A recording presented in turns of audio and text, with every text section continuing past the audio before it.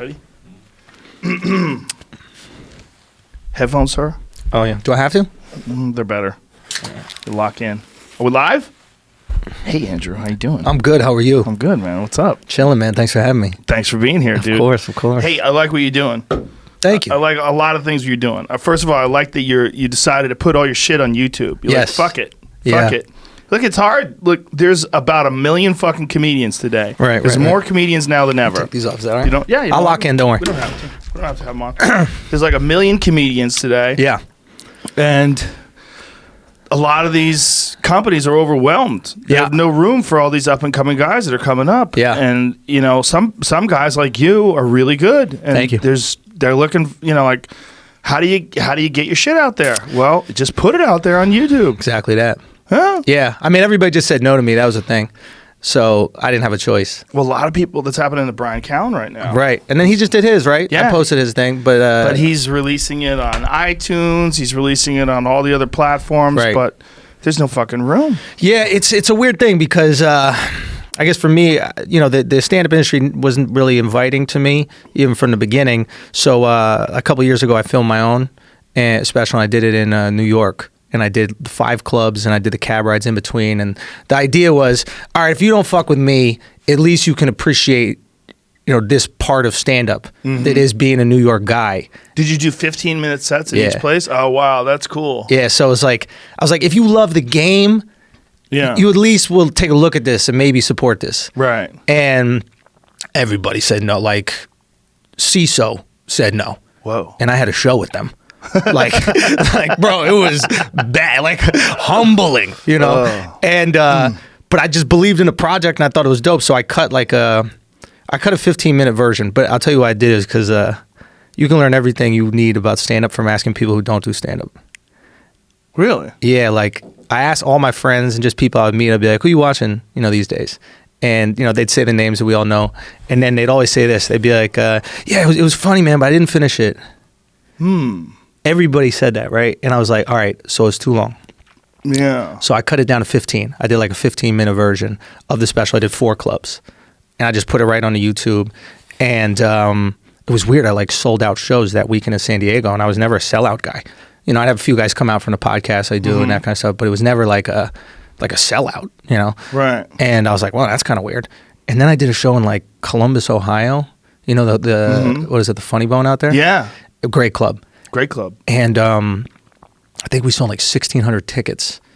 And I was like, what the fuck is happening? Like, I was not in Ohio, you know? And like people were coming out, like, I liked your thing. I was like, oh shit, maybe people are watching this. And I started to kind of like sit back for a second. I was like, why are people watching it? Man, maybe it's short. And I was like, all right, fuck it. You know what I'm going to do? I'm going to put a joke out a week for a year. You know, I got another 45 minutes left of the special, and I could probably produce some more stand-up. I'll just put a joke out a week. There was this singer who was doing that, and like he just put a song out a week. His name was Russ, and I was like, all right, he's a worker. I can at least control that. I can outwork somebody, so I'll do that. And I put the joke out for a week, and like the joke started to go, and like someone would go viral, and I was like, yo, this is crazy. And people were coming out to shows, and then my YouTube guy hits me. He goes, yo, something weird is happening. I go, what's up? And he goes, when people watch a clip, they'll watch for 2 hours. I go, what do you mean? Like, they'll just get lost in a wormhole. And I go, so wait a minute. So people aren't watching an hour of stand-up on the networks because it's too long, but they're watching 2 hours of mine. I'm like, why the fuck would that happen? And we figured out that it was you made the choice. When you're in control of your destiny, right, you'll invest as much time as you want. It's hitting snooze on the alarm clock. It's like, all right, I'll take another 8 minutes. I won't set my alarm clock for an hour later.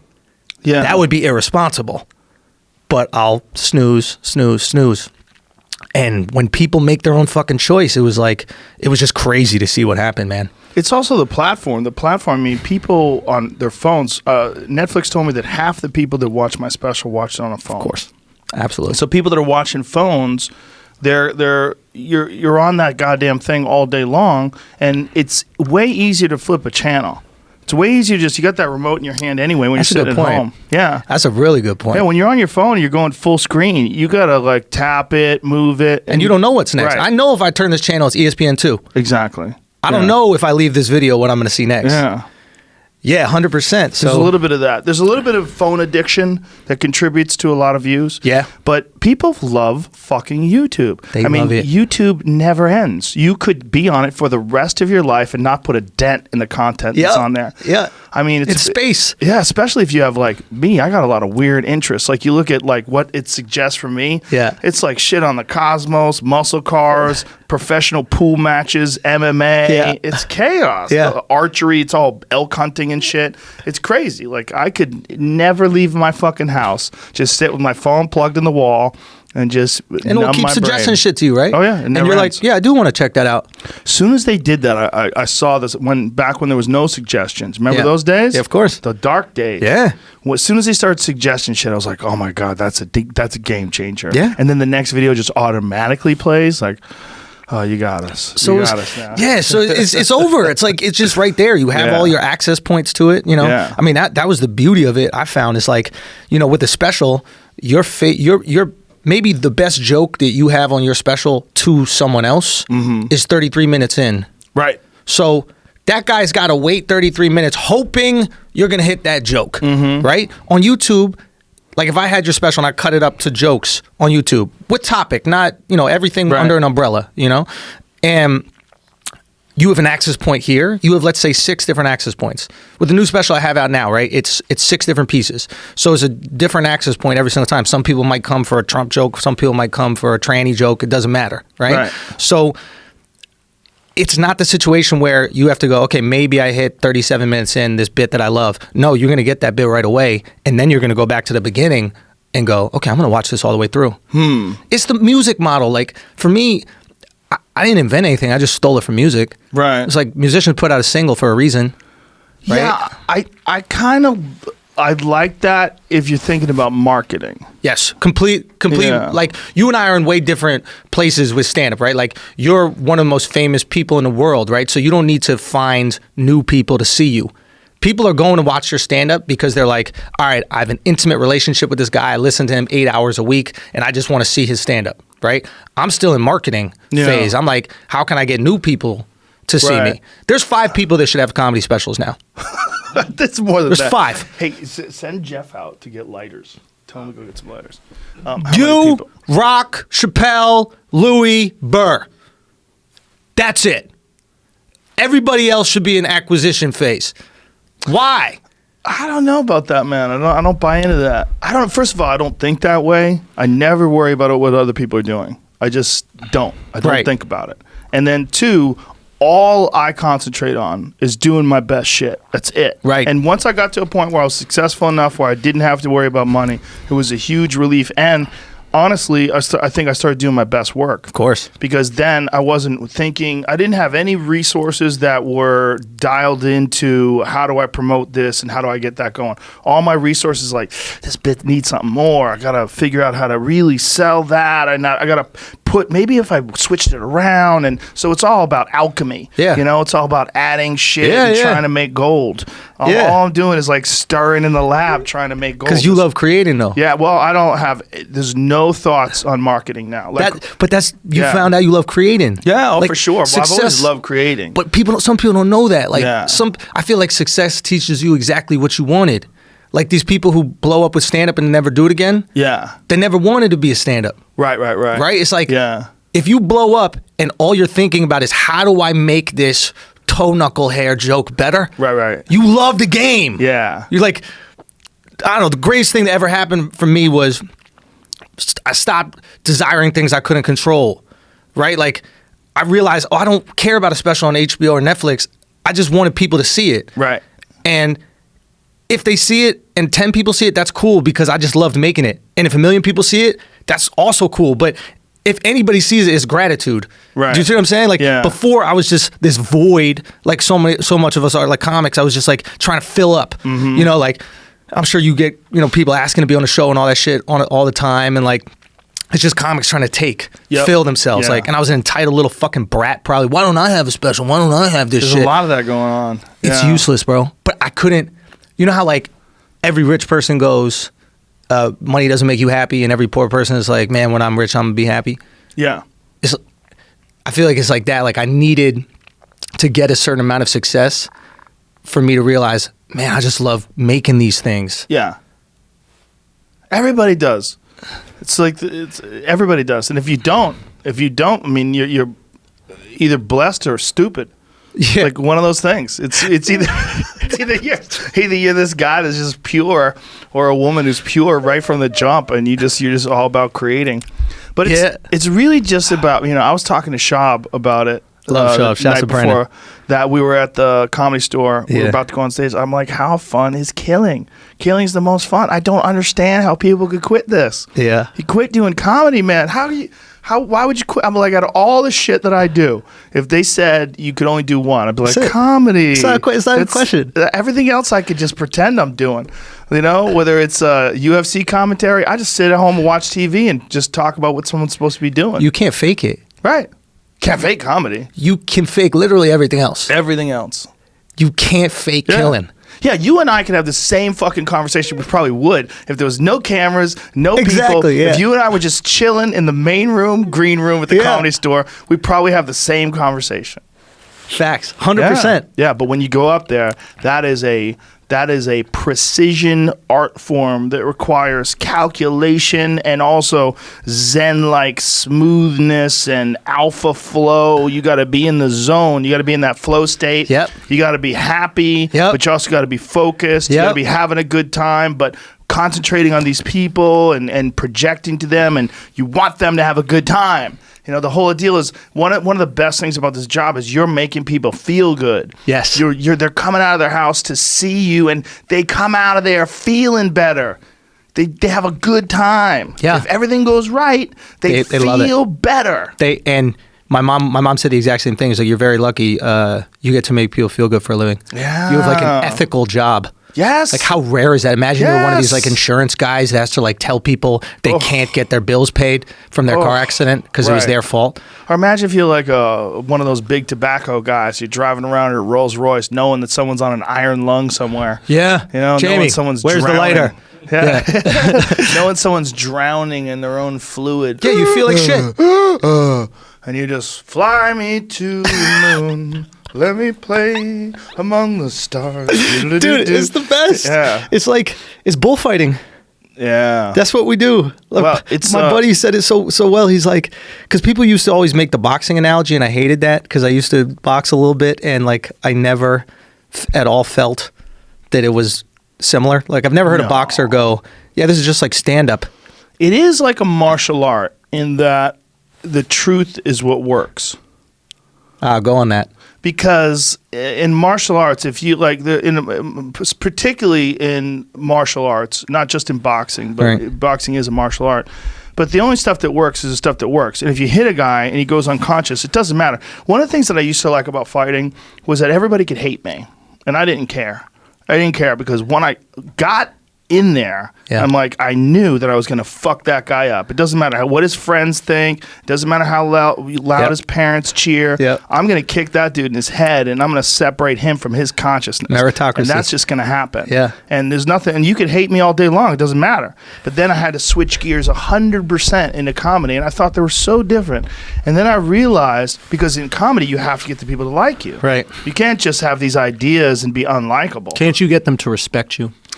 Yeah, but they gotta like you. You can get them to respect, but even respect is liking you. Like, you have to be. Someone could say one thing. Like, there's like the late great Brody Stevens who just passed. Yeah, if you RIP. looked at Brody's material on paper, some of it wasn't funny, and when you looked at it in real life, it was some of my best material that I ever saw anybody do. Right. Because Brody's personality was so likable, and he was so funny on stage that you just wanted to laugh at him. It just he figured out authenticity. I And when I was starting out, I didn't have that. I had a hard time making that switch. Then once I got better at stand up, I realized like, it's so similar, because either it's funny or it's not funny. Like, either it works or it doesn't work. And your job is not like, some comics get get caught up in their image. They get caught up in how they want the audience to think of them. And they dress a certain way on purpose because they want to project this image. And they'll even say things on stage that are kind of gross. That they're only saying it because they want the audience to think they're cool. Right. And it gives you a little like, ew, but maybe they're good enough so that you still laugh. Not everybody. Yeah. It is. Authenticity illuminates all. Those comics can't follow a real comic. Right. Have you ever noticed this? Like when you see someone who's being truthful, he might not even be as funny. He might not be killing as hard, but it's so authentic that when the comic comes next, it feels like they're reading jokes off a paper. Right. And our bodies are keyed into, like, comedy's reptilian if you do it right. Right? You know, like a lot of times people ask like why like old women can laugh at the same jokes that I'm telling that like these like young people can laugh at. And then my response is always it's not their choice. Like I'm not telling you jokes to your choice. Like the Daily Show, Trevor Noah is jokes about how you want the world to be. Right. I'm telling you jokes about how you deep down feel it is. I'm going at your gut. It's reptile shit. So it's like if it's in here already, you're going to laugh regardless how old you are, regardless of how you were raised. This is how you feel. And I think it's why you guys love Diaz so much. Do you know what I mean? It's like he doesn't know how to not be himself. He's like a what is he? Latin? What kind of Latin is he? He's a Cuban Larry David. Do you know what I mean? It's just like like what is Larry David? The whole show is what if someone was authentic 24 hours a day? What was Patrice? Raw authenticity 24 hours a day. And we're drawn to that in its worst form and its best form. But we're fucking drawn to that. And like there's something beautiful that like that's why I always use the bullfighter analogy. It's like the bull for me is the premise. It's not the crowd. The crowd is still the crowd. It's like, how close can I get to this dangerous premise? And I don't want to box with it. I want to dance with it. I want it to put his nose up against my nose, and then I want to skewer it. But before I skewer it, I want to fucking do that shit where I click my heels and I do the little cape, and I want to entertain the fuck out of the crowd with this dangerous substance, you know? It's like, that's what the fuck we do. That's why we roll our eyes when we see the pandering shit. We're like, what are you wasting this for? It's a fucking superpower.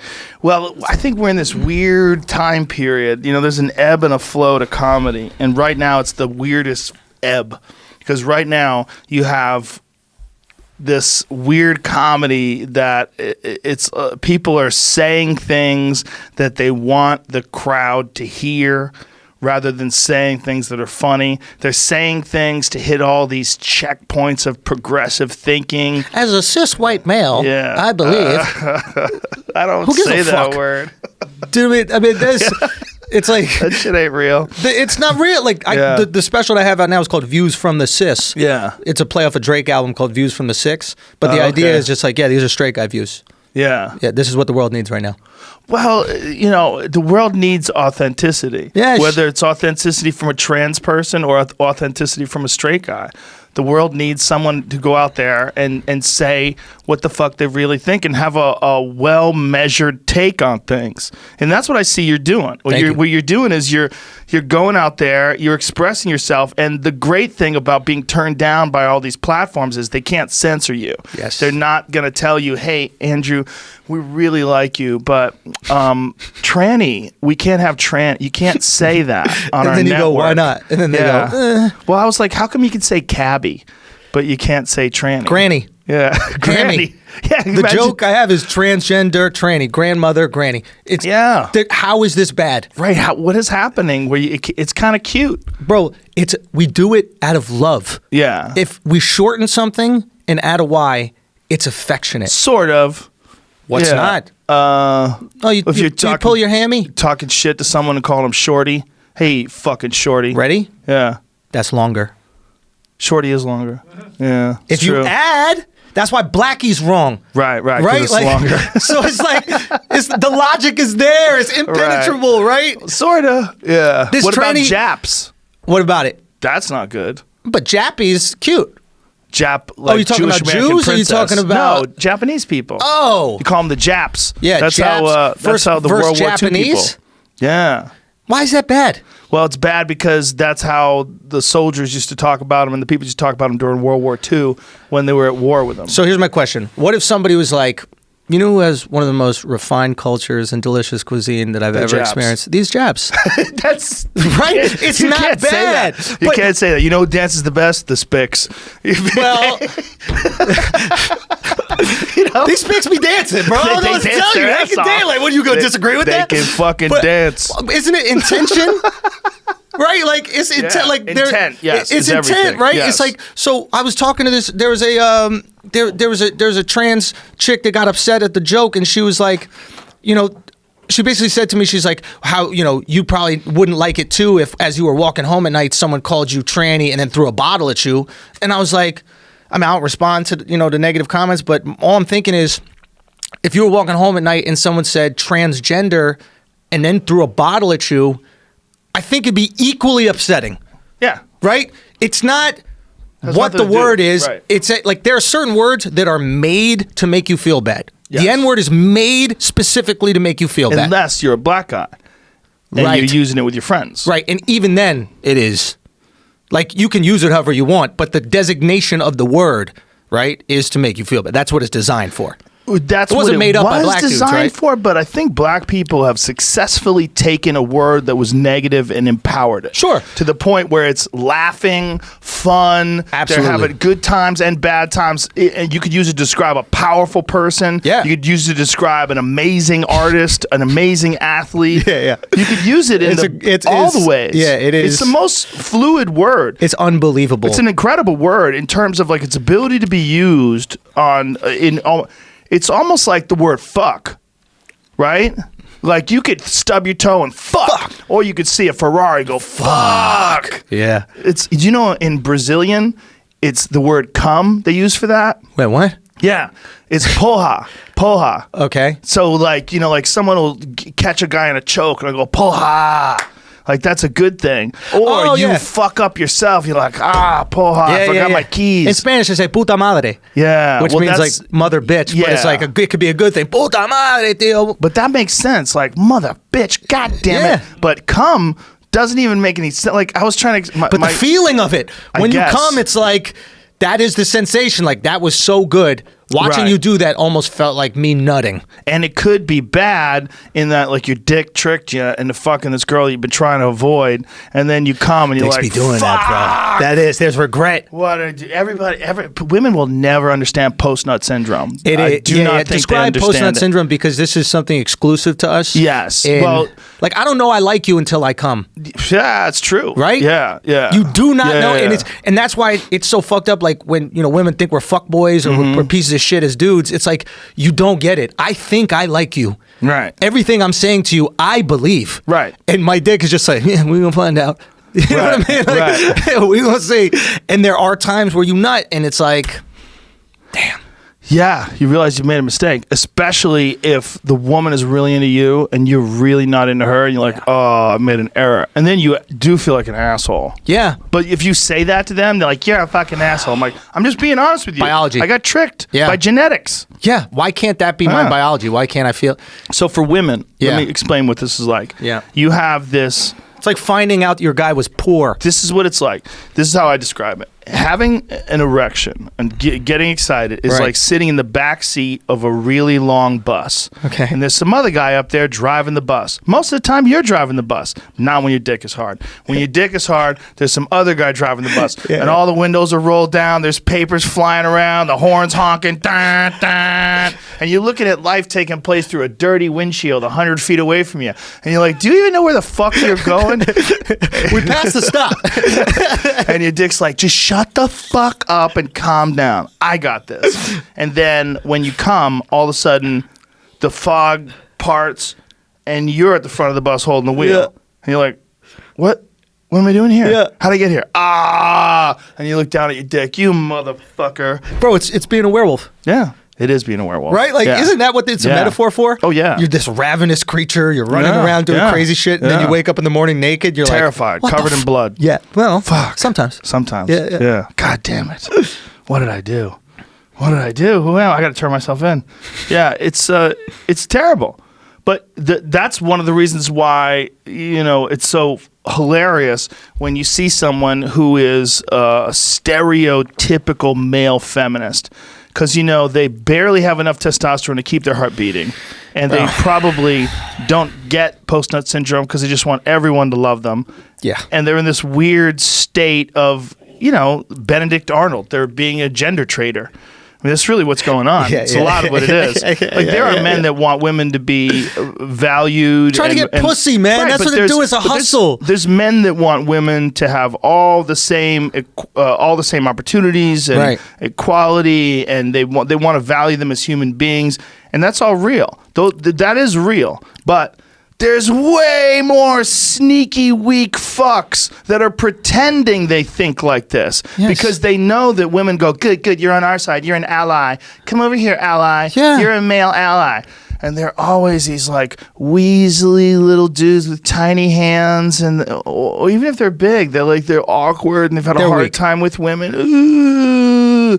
And so they just shit on these men who they feel they're in competition with. It's a complete hater move. Absolutely. You see it in everything. You see it in comedy. It's like, I can't do that type of comedy, so I'm going to make that comedy radioactive so that this is the only type of comedy that's allowed. Yeah. You know what I'm saying? Hey, that comedy is... So, for example, like, it doesn't have to be comedy. It could really be any kind of situation. It's like you're just trying to carve out the market share, right? Yes. Like, oh, that comedy's dirty. That's edgy. That's sexist. That's bigoted. Censor it. Yeah. All that's saying is, I don't want to compete with pussy with those guys. It's a little bit of that, but it's also like the same thing you see with the right versus the left. Like, there's a lot of people online from each side that want to censor the opinions of the other people. For sure. Instead of having a better opinion. Yeah, that's a power grab. They want to shut that opinion off. Right. Exactly. Yeah, so it's like, and when they don't have a better opinion, they just make you radioactive so they don't even have to talk to you. Yeah. You're racist. Yeah. Hey, Joe Rogan, you're racist. And you're like, what do you mean? Let's talk about it. And you're like, I don't talk to racists. Yeah. Ooh, that was clever what you did. Yeah. You see what I'm saying? Yeah. Like, I went through that. Like, the second I had an opinion that went against the grain, immediately I'm labeled as something that they don't even have to have a dialogue with. Right, they just shut you down. Boom. Yeah. Oh, you're a white supremacist. Exactly. Oh, you're alt-right. Yes. Oh, you're this, you're that. Yeah, it's a simple, weak way to end a conversation. But all it does is it only works. It's like a magic trick. It only works if you don't know what they're trying to do. So what percentage of the population knows it, right? That's the question I've been trying to wrap my head around, is like you and I can sit here and see this all day, but I think most people are seeking confirmation, not information, right? I think most people, like, they start out their day going, I feel this way. It could be right, left, central, it doesn't matter. And then they're seeking out information that confirms that, right? Well, you know what? There's a parallel to that with what we were talking about with stand-up comedy in your career. Because the reason why those people seek out confirmation rather than information is because they're insecure. Yes. They're not at a good place. Yes. But once you're in a good place, like, everything feels good. Like, say if you're in a good relationship and you have a good woman in your life and you're happy and everything's going well, then you see a lot of things for what they are. Versus if you're in the hunt and you're trying to get people to love you. You know what I mean? You don't have any excess. Yeah. It's like, I mean, this is a weird like segue to it, but like I tried Molly. I've never did a lot of drugs, but I tried Molly at Burning Man, right? And it was the first time that I experienced, maybe outside of like comedy, but first time I experienced having like extra love. Yeah. Right? So instead of operating on a deficit and like trying to make you laugh so I filled a void, or like trying to say something interesting so I filled a void, I had extra. And what I did with the extra, without even realizing it, is I called my closest friends and my parents, and I just told them how special they were. Now, I didn't realize that until years later, that that's what you do with excess. Yeah. Right? So how do I get to excess without drugs, right? The question for me was also, how do I find fulfillment in shit that is not in other people's hands? So much, like when we were talking to the Comedy Store, like what I fucking love about the LA scene right now is that comics have control of it, right? So it's like comics are pushing the comedy culture right now, and it's because they're empowered. You guys have money, you guys have sustainability with your fans. You're not going, am I going to get another pilot with Comedy Central? Am I going to get... That's how it used to be here. Of course. When the industry ran it, comedy sucked. You guys were talking about fucking unicycles and shit, right? And that's why, no, it's true. And look, we would come out from New York, and we would come out and we'd be kind of disillusioned at the comedy scene back here. And maybe that was like some New York, West Coast, East Coast beef or whatever. But what's funny is how the ecosystem always balances itself, because as soft as comedy was out here, all of a sudden, out of nowhere, this show called Roast Battle pops up. Right? This is the hardest show. The hardest show. Bro, like wild, it's right? so hard. Insane. But here's a perfect example. Comedy Central took that and they half watered it. Of course. They cut it like they would sell cocaine. Yeah. Right, you're not getting the pure. No. You're not getting it from Colombia. Not even remotely. They Right? took all the juicy stuff out. Took the authenticity right out. But it was real for a But minute. you can go there still on Tuesday night, and that place gets fucking wild. I get sad. What do you mean? I feel sad for some people that get toasted up there. Fam, I saw a joke. There was some kid who's not retarded, but what is it? Cerebral palsy. Yeah. And he's up there with his palsy, and the other guy goes, he goes, you look like your arms drew your legs. Oh, Jesus Christ. Bro, That is I fucking howled, that is dude. so We fucked were up. he's up there fucking shaking. So and, fucked you know up. what I mean? Oh my God. Bro, he that's said so he looks like fucked someone up. put your body in a blender. No, he looks like someone put your voodoo doll in a blender. Oh my God. Bro, it was so ruthless, but that's what it needed to Yeah. balance the system, right? Well, it definitely helped. You know, You there's a bunch of factors, but what Roast Battle is, first of all, there's good things and bad things about. First of all, Brian Moses, the guy who hosts it, is one of the nicest guys on the planet Earth, Boom. and that helps. And then also he says, you know, it never gets physical. At the end, we all hug. Like, there's good in that. Of course. You know, and then when people go after each other, like there's a guilty pleasure to it that doesn't exist anymore. It's like there's a guilty pleasure to that kind of humor. It's very hard to get. If you're a fan of that kind of fucking vicious, awful comedy, it's very difficult to get anymore because people don't roast each other anymore. No, they're afraid. Yeah, they're afraid, and And they're soft. Like Yeah. these kids are soft, man. And it's we gotta stop blaming kids. We just gotta start blaming parents. Like my parents were hard. Maybe my mom's an immigrant. Maybe that's what it is. She's Scottish, but like my parents were tough. Like my mom let me punch my brother in the face once because he like pulled my backpack or something. Like I remember like he like pulled my backpack. I was like, Mom, he pulled my backpack. Can I just punch him? And she's like, once. She just let me hilarious. punch him, right? And it was like, for her, when she grew up, that's what brothers did. Yeah. And like people always do, you know, I know you have some guys come on the show and they talk about how like it's happening at the college level, like we're entitling these kids. And it's like, Yep. no, it's happening in elementary school. It's when these kids, what happened, my boy Marco pointed this out to me. Both his parents are teachers in Rhode Island. He's like, what happens is these fucking kids complain about their teacher in school, right? And when you and I were in school, our parents would go, well, yeah, sometimes your teacher don't like you, so figure it out. Yeah. And now these kids go, well, Mom, Dad, the teacher doesn't like me. Well, let's switch you out of this school. Let's switch Yeah. your teacher. Let's get your teacher fired. Yeah. So they start thinking the world bends around them, right? Yeah. And then now this shit with the colleges, it's like, I can't get into USC. It's like, oh, don't worry, we'll figure out how to get you into USC. That fucking college thing is nuts. But we'll get to that. Yeah. But I want to know, what do you think is the root of the softness? Like, what is the Parents. shift? But why? What's the shift? I know exactly what it is. Okay. You know when power is taken, it's not given, it's taken. You have to take it. You have to rip it out of somebody's fucking hands, Right. power, right? Yeah. And after you take power out of someone's hands, that's the last thing you take. It's give, right? If you have the right constitution. You have the right constitution for power. What have you done with your power? You've uplifted a comedy scene. You do these shows or you host them at the Improv, right? That's not for you, right? That's for comedy. Okay, you're hosting shows at these different places. You can sell out arenas, but you're choosing to do shows in this city, I'm assuming, because you understand the value of giving. You're operating with excess in your There's a heart. little bit of that, but honestly, the shows are for me. To work out. Yeah, to work out. But you could do Yeah. an hour. You don't have to put other comics on it. Yeah, that's right? true. Yeah. You don't have to say, Schulz, can you come and do the show tonight? You know what I mean? Like at the Improv on Hollywood. Yeah, which on is sold Melrose. out. I already sold out. Sorry. I was about to try to help promote, and I was like, does he need me to help? But it's like, so what happens is if you have the right constitution for power, you take and then you provide for your people. You give back. It right? certainly helps. It helps you. Dude, people don't realize like how helping is addictive. Yeah. We can get to that in a little bit, but like once you realize the value you get from giving, as long as it's the right person, Yeah. then you just can't wait. Yeah, it's a trick to fucking- think that you should keep it all to yourself, because when you keep it all to yourself, you feel like shit. Yeah, you're a piece of shit. Then you become that weird old miser that lives in the mansion on the top of the hill and no one can talk to him. And you're miserable. Yeah, and you Because can't go anywhere. No, it sucks. Yeah, and everybody looks at you like, oh, it's that guy who's got all that money. I got to figure out how to get his money. Yeah. Who do you want to be? You want to be Ali?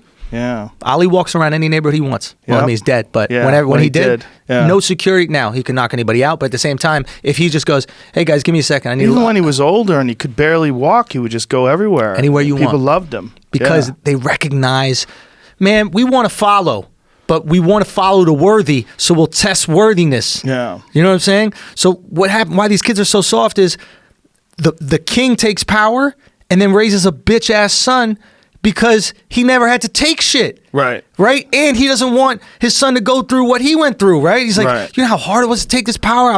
I got 1 foot. Yeah. You know what I mean? I lost a foot in a power struggle. And now this son is, everything's given to him. It's like the spoiled prince in every movie. Mm-hmm. You hate that fucking prince. So I think the generation that's raising kids right now, spoiled princes. The generation before that, Vietnam. Right. You know what I'm saying? Like they understood sacrifice, war. Yeah. They understood the investment in the country. And then the generation that came next was just handed shit. Yeah. Hey, everything's good. We're not going to war. Oh, war is just handled over there. I don't got to get drafted. And Yes. it's like, no, I almost think we should all be part of it, bro. It's like a regret of mine that I didn't do some sort of service, because it's like, how you complain at all about the country that you didn't put your life on the line for? There's a lot of countries that have mandatory service, Yeah. and they have extreme levels of patriotism.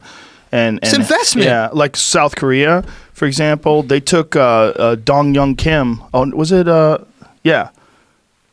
No, who was it? Samsung Jung. That's who it was. Right. The Korean zombie. That's right. That's right.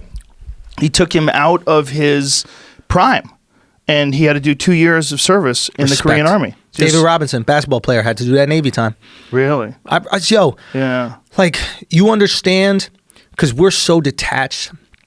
And I don't hate on people for not realizing it, because we are detached. It's what we do. Like, some child slaves make the iPhone, and we're like, I just go, You can only really be connected to what's in your world, direct world. I'm cool. That's life. It is what it is. There's really no good or bad. Things just are. You know what I mean? So it's like, that's something to get to, but it is what it is, right? Well, they were trying to do an ethical phone. Remember that phone? What was that phone called again? They were putting together some ethical Android phone. Man, come on. Fair phone. Yeah. Yeah. It wasn't fair. Nobody bought it. Fuck that. This shit was expensive. You know what I mean? Well, I Like- don't think it's more expensive. They have a fair phone too? Pull that bitch up. Let's see what we got. Let's see if it can fuck with. So I'm trying to get off the Apple tit. I told you I got this Galaxy Note 9. You gonna Look at come that back, bro. pretty. Look how big that. Don't say You gonna that, come back, bro. Look how beautiful that screen is. Look at this. Oh, swipe Yeah, up. but Look that at shit my is. app. Look at everything. It's always freezing. The picture's all pixelated. That's and not shit. true. That's not true. Come on, I got bro. a pen. This has a pen. A modular phone that's built to last. What does that mean? That you can like attach it to it. A But I don't know, modular like, phone that's here. built to last. Oh yeah. So you could Different add little cameras, things. Yeah, different- yeah, yeah. Oh, that's gonna break. Definitely not. That lose can't those. be waterproof. It says batteries. Are those batteries? Yeah, You can probably, replace yeah. the battery. Yeah. That's Yeah, bro. ridiculous. Remember when you used to be able to replace batteries? You used to Batteries? pop out the back of your phone. Batteries, Yeah, I had bro. a Samsung battery. Galaxy 7 or some shit. Removable battery. Android 7. This motherfucker's got Android 9. You need to catch the fuck up. Nah, bro. What else? Fair materials. Look, there's a white lady in the front. How fair? 3 black guys who are working for her. What Yeah. the fuck is fair about that picture? If you're gonna have Yo. fair materials, how about you have white guys in their 50s working in a factory and not Chinese babies? Yo. Right? What the fuck is this? We do have to acknowledge though that, like, Do you know what I mean? yo, I mean, make it fair. Make all these people who want to buy iPhones and you want to have your iPhone built by some Asian slave. Yeah. How about you work for a year in a it's like factory? the army. You want Yeah. an iPhone? Put the Yeah. time in. Right. But we should acknowledge that white women really kind of are superheroes in that way. White women? Yeah. How so? Because, like, they're the only people who care about the environment, the only people who care about animals, the only people who build wells in Africa. Like, they're really... No, my friend Justin Wren builds wells in the Congo. He's a 6'3", 200 foot... No, He's a Bellator fucking top 10 heavyweight. Ask him who the people helping him. It's Rebecca, Katie, no, man. Phyllis. No. Phyllis might be He's got too a old. lot of women that do work for him, but a lot of men that work for him, too. There's these White weird women love saint this shit, dudes. bro. They White love women? this shit. Yeah, they fucking... And they're getting it hard right now because I think they're tired of coming at white men, so they're looking for the next, when the grease is boiling, you got to throw someone in it. But, Right. like, when you want to talk about humanitarians, Right. like, who gets fucked by more races than white women? True. Like, this is really... True. Except, who gets the short end of the stick there? Is that a penis-sized joke? No. Well, Asian women. No, I'm sure. No, I was saying Asian men. Asian men probably fuck the smallest percentage of different races. Right. Yes. In America, at least. I Yes. don't know how they rock it in other 100%. countries. Yeah, they do the... Yeah, I think they have, like, some, like, Tinder. They did some, like, Tinder study that showed that. That is a weird thing. Yeah. Because to Asian women, no problem at all. But to other ethnicities... It's weird that it's not made to size, right? How so? Like you would think that it's made to size, like Like Lego. little tiny women would be into... No, just like vagina would be like, Right. I never thought that like Asian pussy was that much smaller than like Have you black done a lot of pussy work or I've studying done this? research. I have Yeah. empirical evidence. Yeah. Well, it doesn't make 100% sense. Okay. But I've met girls that were tiny that you could not fuck hard enough. Yeah. And They I'm just like, open okay. up, yeah. But not just that. It's just like they want it like that. They want savage. They want to get fucking smashed. Why do you think that is? Because I think they realize that they're tiny. They have small genes. So they want to get savage genetics inside them so they have survivor children. I really believe that. I think it only makes sense. Some of the horniest girls I've ever dated in my life weigh about 104 pounds. And these big brand of tarts chicks want it real soft. No, they want to fuck you beta up male. too. They want to because they know that those other little girls are fucking giant dudes, and they're gonna make a normal sized kid, and they're gonna keep going. It's a never-ending battle for genetics. Dude, it is Oh, fucked. it's 100%. It's a never-ending battle of genetics, and if So you then why deny are these it, girls fucking these like beta dudes, man? they're Like, not. That's if the they do, thing. they do it for a little while. They barely fuck them. They always say they have headaches. Listen, I know a lot of beta dudes. Who has headaches? The dudes girl, have headaches? The girl does. Like, I can't. I have a Oh, headache. I go to sleep. Yeah. They don't want to fuck the guys. Dude, I had a friend of mine who was dating a guy like that. Right. And she goes, I really like him. I just do not want to fuck him. I was Yeah. like, wow. Because why would I you? was like, that is rough. Yeah, but I'm why like, what would are you going to do? Just don't fuck them. Dude, it's insane, man. It's like I see this all the time. Like these like perceivably hardcore feminist chicks. Yeah. They'll hear my comedy, which could be the opposite of that. Right. And they're in the DMs Right. saying, I don't know why I'm here. I swear to God. I swear to God, bro. Like it's a trap house. Exactly. It's like, dude, what is happening? It's like... Because I think feminism in general is a direct result of a failure by men to be fair, and by a failure by men to be actual men and to raise actual men who treat everybody with respect. When men are abusing women, those men are bullies. They're weak men. The kind of man that would do that to a woman, that would like physically abuse a woman, that's a weak man. Right. That's the type of man that would Yeah. beat up a smaller man or take Yeah. someone from someone with force. It's insecure. He needs to feel powerful. He's Yeah. a bitch. Yeah, he's a bitch. Right. Yeah. The antidote for that is to be a strong man. Right. Like one of the things I've been telling people, like this is how you fix bullying in school. Okay. Teach them how to fight, not the bullies. I mean, not just the victims, but the bullies themselves. Teach everyone how to fight. When they feel confidence that Yeah, they can don't defend fight. themselves, You they know don't have what's to. the nicest fucking people in the world? Yeah. Martial artists. You You're go right. and go to martial arts gyms, go to a Yeah. jiu-jitsu gym. I'll take you. They're the fucking nicest Yeah, people. 'cause they Everybody's know. hugging everybody and friendly, and Yeah. they're gonna choke each other half to death in Yeah. about 5 minutes. And before that, they're all fun, happy, playful. Yes. They're so secure. And outside of there, they're so secure and relaxed. They're a different type of person. Obviously, not all of them. I mean, there's people who are For the most weird. part, yeah. We vary wildly, right? But almost always to a human. The mean ones, whether it's mean women or mean men, Wildly are weak. insecure. Yeah. They're weak. The mean women will tell you this. Yes. If they work at an office Yeah. and they've got a female boss that's a cunt, Yeah. that is one of the worst fucking, because you can't even fuck her. There's nothing you can do. Nothing you can do to make that bitch happy. She wants to take from you. She wants to squeeze your blood. At least if you're cute and your boss is disgusting and he's a fucking asshole, you could flirt with him a little bit and you could like maybe get him to like you more. Yeah. Don't do it. Yeah. Obviously, don't do that. But with the female boss, you have to have Yeah. a personality. You can't do shit. Shocking. With the female boss, not even that. A lot of women don't like women. Right. One of the things that I love more than anything is when I talk to women and they'll do this thing where they look around to make sure no one's looking, no one's around, and I go, look, I would never say this publicly, but some bitches are fucking crazy. That's what we They're do with like fucking racist shit. Didn't Burr have that bit about Yes, you look around and then you slide in? The thing about these. Yes. Well, this women feel like they've got momentum in this little war of ideas, Right. with the Me Too movement and Right. the Bill Cosby getting arrested and R. Yeah. Kelly getting arrested and Harvey Weinstein. In my opinion, and I bet you think this too, these are good things. Yeah. When shitty men get put away or they get arrested Yeah. for abusing people, Yeah. whether it's they're physically abusing men or physically abusing women, it's always good. You shouldn't be physically abusing Get them out of people. here. Yeah. We used to beat those guys up. Yes. I mean, this is handled in the community when we were younger. Teenagers, hey, blah, blah, blah, was rough with this, whatever. Who was rough? Right. And we went over there. Imagine if you were married and Harvey Weinstein tried to fuck your wife and she went in on an audition and you knew that there was all these security guards and all these fucking levels before you got to him, and your wife got into that level and he was treating her like shit and being mean to her and telling her, if you want to work in this town, you got to suck this little fat dick.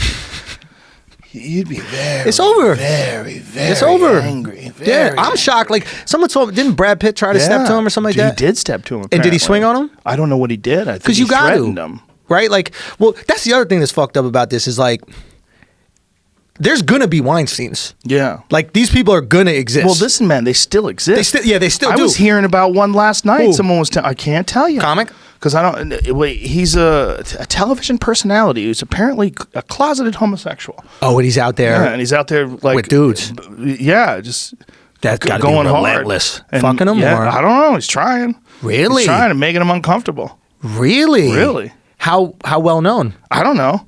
Bullshit. We'll talk later. We'll talk later. But what I'm saying is, they exist. You wanna tell me they so bad. exist. We There's gotta a go lot talk of- to him afterwards. There's crazy fuckers out there that Yeah. are still rolling it old school. Yeah. They want to get caught. Gwyneth Okay. Paltrow, Brad Pitt threatened to kill Harvey Weinstein. Yeah, but you got to That's swing my on man. him. But you got to swing on him, bro. You I got to leave believe some it. marks. I believe it. So, Well, it depends on what Harvey did versus, I mean, if he grabbed her and did anything to her physically, then you got to That's it. swing on him. But if he just said something creepy and you tell him, I Okay, will then we have words. take Yeah, yeah. your fucking life. Yeah. I'll take your life. Yeah. Well, I think the issue with these things is like, we know we're going to have Weinsteins, but the people that protected Weinstein, Yeah. like the second you complain about a guy for groping or doing something crazy, right? Mm-hmm. That woman is doing exactly what she's supposed to do, right? Yeah. She experienced some, sexual assault, and she's telling. Yeah. Right? Now, if you silence her and shut her up, that's where the system falls apart. Right. So whoever is protecting him throughout, Yep. they got to go too, because that woman did exactly what she was supposed to do. Right? There's gonna be Weinsteins throughout life, That's the unfortunately. real question. What about the support staff? All them. How many people? Son, all them are almost. They're not worse because they're not doing it, but they're so bad because they stripped the person who was assaulted from, like, not only equality, but like they stripped her from life in a way. Right. Like they made that person go, oh shit, life isn't fair, and I don't have a shot. Do you know the expression Fuck. diffusion of responsibility? It comes when there's large groups of people that watch something. They feel Yeah. like someone's going to step in. It's like that lady, Geneviese's or something. Remember that there was some woman who was getting raped in Queens and she was screaming for like 40 minutes and there was all these neighbors around like, yeah, I heard it, but I thought Ted was on it. Oh, Jesus. You didn't hear about this? No. I think Katie Genovese's or some shit. It's an old Well, it story, makes but sense. yeah, everybody's It's like, oh, the they'll same- get it. Yeah. It's the same kind of thing. Yeah. It's like, well, it's just how corporations work. So if you're working for a corporation, the corporation's dumping pollutants into the river, you feel like, well, it's not my responsibility. I just work here in accounting. Right. Like somebody else is going to handle this. Right, right. This is, and I think if you were working in like the Weinstein Company and you knew Harvey was out there slinging dick, first of all, in their defense, you probably didn't know the specifics, right? Because it's like, oh, Harvey's a dog. He's always out there trying to fuck. Yeah. Well, that's sort of normal. Yeah. Like people have to understand this. Why does a guy like that get rich? Why does he get rich? Is he like some patron of the arts who loves creating? Yeah. Maybe there's Yeah. a little bit. Yeah. Maybe he likes power. And Yes. if you like power, why do you like that power? What are you getting out of that power Right. once you have a Ferrari? Once you have a Mercedes? Once you have a mansion? What are you getting? You're getting pussy, baby. That's what you're getting. You're getting pussy. And it's not even about the pussy. Right. It's about power. Right. It's about power. So much Yeah. of this shit. Like even these pedophiles, I don't even believe anybody's attracted to kids. Well, they definitely are. I don't believe it. I believe they're attracted to power and they're so wildly insecure that they need to be looked at like a god. And children, when they look at you, somebody that they admire, something they truly look up to, etc., they can look at you in that godlike state. And so I don't think it's a physical thing. Like I was watching that Abducted in Plain Sight. Mm-hmm. He gets whacked off by the dad, right? What? You didn't see this Abducted in Plain Sight, bro? Oh my God. Bro, this guy, this pedophile destroys a whole family, bro. Oh, Jesus. To get to the daughter, he fucks the mom and dad. What is This is insane. Is this on Netflix? Netflix, yes. Oh. You've never, and they censor comedy. I can't. Imagine that. Imagine jokes. Well, they don't censor comedy though. Who knows? They don't. They haven't censored mine. You know what I'm saying. There might But I be know what you're whatever. saying. But it's like, and we're the bad guys essentially. But like, my point is, That is a crazy story. it's the dynamic of power. Like people say the Catholic Church makes these people pedophiles. No, they have that thirst for power, and they're going, who in my community has that amazing power where they're looking at him as this godlike figure? Oh, it was the priest at our Catholic Church. That sounds like an evil choice. Let me give you an alternative Okay. perspective from psychologists. Okay. There's a thing called imprinting that happens with young men, in particular sexually. It happens with young women as well. But one of the things that can happen is young men can be sexually molested by other men when they're young. And they develop this imprinting. Right. The vast majority of people who are abusers were abused themselves. Right. And there's some horrible hijacking of the psychology of the person Yeah. when you're a 6-year-old boy and some grown man has cock in your ass.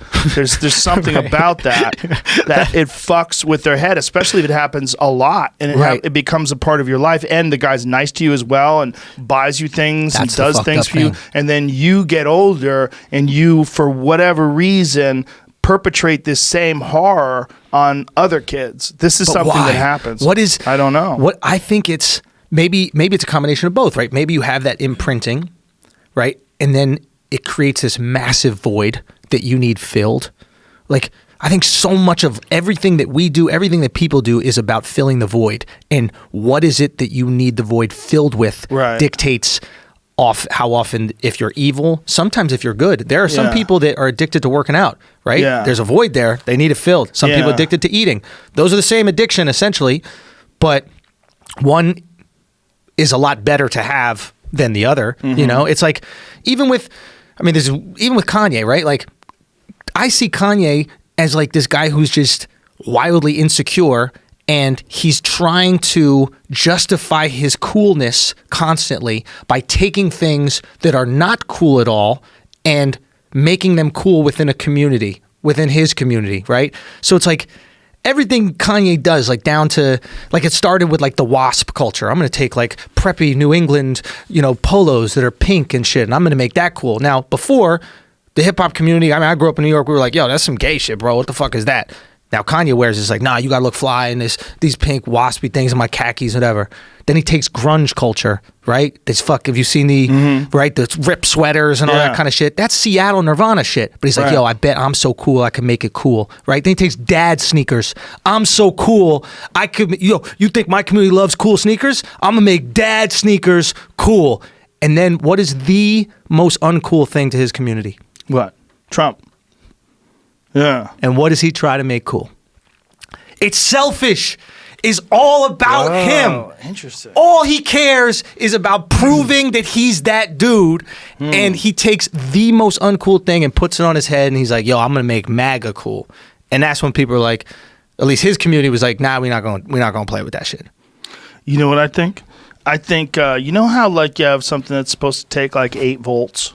You have like a charger. Yeah. It's supposed to take like 8 when you go volts. to Europe and you plug your shit in? Yeah, right. yeah. Well, like when you plug something into the wall, like we have alternating current. Like you could have something that takes way more amperage. Right. I think Kanye has the wrong plug to the universe. And in a good way. Okay. Where that motherfucker's getting like 100 volts all the time. Yeah. So he wants to do, like, you ever talk to him? No. I talked to him on the phone, and it was a stream of consciousness that was so intense. I was like, okay, now I get it. We had a long conversation. He's a very nice guy. Yeah. We had a long conversation for like 15, 20 minutes on the phone, which is a long conversation these days on the phone. Yeah. Who the fuck talks to the phone anymore? He does. Yeah. But You're I think he's inside getting 100 volts, bro. I Okay. think he's got design going through his head and new song lyrics and new fashion and all this and I think he's just catching whatever he can and holding on to it and wading through the waves. To Phil, though. Yeah, but I don't know. Joe to Phil. There's a little bit of that, but with him, it's almost like affirming that he's okay because he's so much different than everybody else. Like Elon Musk, like a lot of other people. Sure. What's up? Did when he used the Confederate flag, do you know about his statements on that? He said that, like he used this in a quote. What does he say? Oh, react how you want. Any energy is good energy. The Confederate flag represented slavery in a way. That's my abstract take on what I know about it, right? So I wrote this song, New Slaves, took the Confederate flag and made it my flag. It's my flag now. What are you going to do? Now what are you going to do? Right? Well, It's how can I take my equity and see if I'm so dope? But that's also his recognition that you can take something like the N-word and use it as a positive. You could do anything. I mean, look, if black people really decide... I used to do this bit. Okay, go. I used to do this bit about... do you remember when the fucking Duck Dynasty guy was talking a lot of shit about gay people? He was like, I don't understand it. I don't understand. And I was like, look, I don't understand yellow cars. I go, what the fuck is this shit? If you understand it, why are you wasting all your time? I go, you better be nice, because I go, if you keep fucking with gay people, they're going to do something, and they're going to do something, and you're not going to be able to take it back. Like, what if gay people decided to take over camo? And the bit was like, look what they did to the rainbow. I go, they fucking own the rainbow. I go, you can't wear a rainbow shirt anymore. Everybody's like, bah. It used to be leprechauns and pots of gold. Now it's dudes butt fucking. Bro. I go, all they would have to do is start off every gay porn in a duck blind. It's two dudes in camo. Dick Dynasty. And you get the gayest black guy in the world in camo's like, something about duck hunting make me horny. Yeah. And some dude just drops in out of nowhere and pulls his camo down, starts sucking his dick. If they just had all porno in camo, that's it. It would turn camo into a gay thing. And if black people just went whole hog on the Confederate flag, look at them. They got camo wallpaper, son. Bro, absolutely. That's like some Annie Leibovitz shit, though. That's like some Vanity Fair cover nonsense. Oh, yeah. You know, that's like some organized shoot. Very meta. Those are weird. They know what they're doing, though. These guys are smart. They're By the way, that's dumb. a shit pattern. That's a bad camo pattern. It's all ducks. Is it ducks? It's made out of the Maybe ducks. it's theirs. It might be their pattern. Yeah. So. I bet it is. Well, But you're in the swamp. It's like, I don't know. You know, the gay shit is like, you know, it's just, it's not the climate for it, I feel. Yo, it could be. Don't you remember Deliverance? Yeah, but it's Squeal like a pig? Yes. Remember that? Yeah, but that was rape. Yeah. Gay rape though. It was gay rape. Yeah. That was Everybody who It's says not that gay if it's rape, bro. is not sex, it's about power. Well, then they didn't do it right. They also didn't get raped. Yeah, like someone's gonna fuck person you. getting Yeah, raped it's is like, definitely this feels like about sex. power. I mean, power's a part of it for sure, but that guy's gonna fuck you, You're getting man. fucked like this ain't sex, bro. Just so we're clear. Bro, that guy is fucking you. This is about sex and power. I get it, you're not gay, but it's still sex. People want it, man. That's the thing. I don't Well- know. I think the Kanye thing, like, He's just a guy who thinks way different. Like, for whatever reasons, the connections. That's one of the reasons why I think this Kim Kardashian relationship works so well. Okay. It's because, like, I bet she just handles normal, regular stuff, and he could just be Kanye. You know Yeah. what I mean? Like, it seems like they. Does he think people that different, bro? Yes. how different, Yes. bro? Different. How? Like, different. You Like, tell he- me, convince me, because the music is phenomenal. Outside of that, Okay, it's real simple. Yeah. Have you ever been locked up in a mental institution? no. He has. Yeah. They don't just lock you up, bro. They never locked me up. Yeah. You know, my wife I never came home. My wife has some fucking 2 gorillas that are in those lab suits that are staring at me. I'm like, what's with the big guys? Like, oh, these big guys are going to take you to a nice hospital. Like, sir, we'd like to handle this quietly. What? Yeah. The fuck? I'm not going to some hospital. You know, like they Bust out the leg kicks, Joe. You don't just go to the mental institute, bro. They Velcro you. But the mental institution doesn't mean that you're genius. There's a lot of crazy people Listen, who are just crazy. Yeah. Well, he's definitely crazy. Sure, but I'll he's give you also, but he's brilliant too. See, the work that comes out of that crazy is genius work, right? So, what is it about him that allows him to be so prolific as an artist? You ever notice how prolific he is? Yes. The guy's constantly At music. constantly banging out songs, and he doesn't have bad albums. No, he is phenomenal at music, without Yeah, a doubt. Phenomenal right. at music. But this is all from this energy that's inside of him. He figures out how to channel that energy and put it in good ways. But occasionally, like, it's also Jay-Z's not not a crazy? coincidence. It's not a coincidence Yeah. that when Kanye was on stage, I think it was in San Jose, Yeah. and he said that he didn't vote, but if he was going to vote, he would have voted for Trump. And the crowd went crazy, and they Yeah. booed the shit out of him. And then he canceled his tour, and then he went to the mental health institute. Right. All that shit happened together because he felt the pain of this. Then his response to that was to double down. His response to that was to attribute qualities to Trump that he doesn't even really have. Right. And so Trump, in a lot of ways, very wise the way he handles things socially. He let Kanye come into the White House, Yeah. wear that MAGA hat, and just rant up a storm. Yeah, so yeah. Kanye could define who Trump was. He could define what loving Trump meant. Sure. He could define why black people should embrace Trump. Right. He could define all this in his head to sort of justify what went wrong with him. Right. And then Trump just sits there and goes like this and lets him talk. And then he leaves, and Trump goes, "What the fuck was just that about?" happened? Yeah, and he gets on the phone, calls his bitches, orders a pizza, gets his dick sucked. and this shit right here. That's what this is. Now look at that white lady with her arms crossed in the background. Like, Like, what is in the happening? fuck? I The lady need with to her make hand on a the well. clipboard. Like, what Yeah. the fuck am I watching? Look at her face. Look at the blonde chick right there in the center. Look at her face. She's like, okay, what? That's her face says, okay, what? And Kanye's like showing Donald Trump his phone. And Donald Trump's got his lips pursed. Phone. Look at Amazing. Kushner. Show me some lyrics. Look at a devious smile on Kushner's face right All there, of them. dude. And Look at that shit. How about that dude? How about the black dude sitting there like, I can't believe I have to listen to this shit. Look at that dude's face. He's like, what in the fuck do I do when I get fired from here? Because I know it's coming. I know it's coming. Oh, God. I know. How about the dude in the back with the beard? Look at the brother in the back. He's Dude. like, man. Nah, he's fucking up. You got to be fucking shitting me. Ryan Gosling with the boom mic. Oh, look at that guy. Yes, MAGA all the way.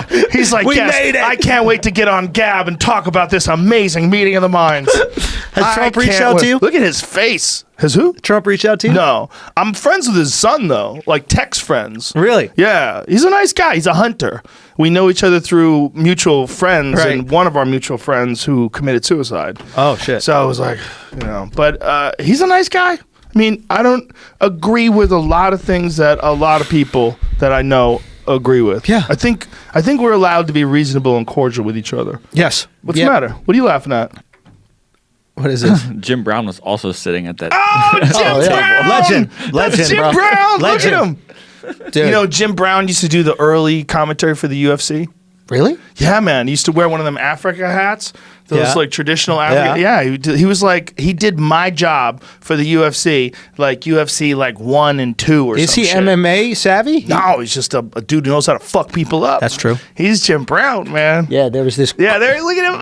Fucking legend. Now the guy on his left, to our left, is Bill Superfoot Wallace. Okay. That's a world champion kickboxer from the 80s. He's a legend in the kickboxing world. There he is, Jim Brown. I just started taking a couple kickboxing classes, trying to learn. You got a good frame for it. Yeah, I used to box, right? So it's like the most First of all, it's nice to have something to like want to get better at that has nothing to do with career. Sure. Like, that's really fun, you know. But the interesting thing about the kicking aspect of it is when I would see guys learning how to box, like the hook is a tough punch for people to get, right? Because it's something you almost have to kind of like pop, right? And people try to throw it instead of let your body throw it.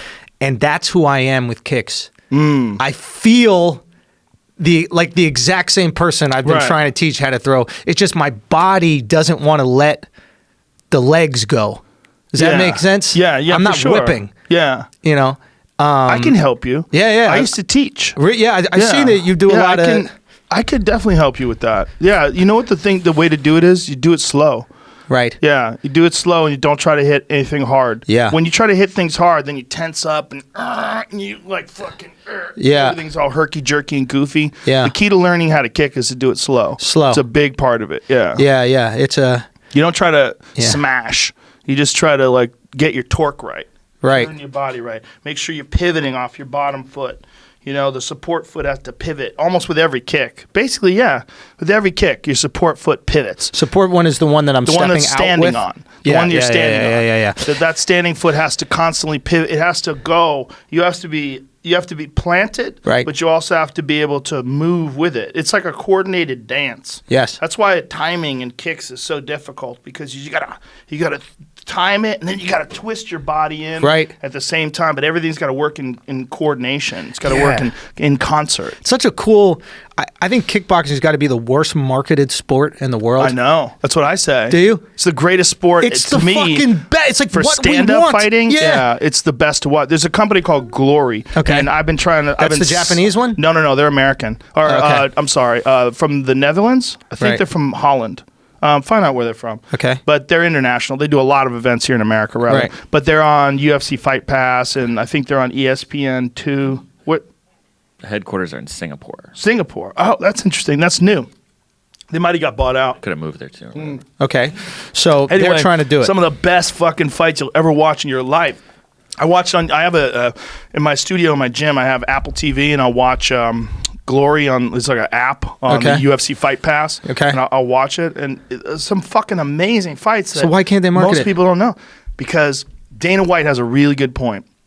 In the 1980s, where that Bill Superfoot Wallace guy was fighting, he was actually before that. He was in the 70s and then into the 80s. There was a thing called PKA karate, and it was on ESPN, and it was terrible.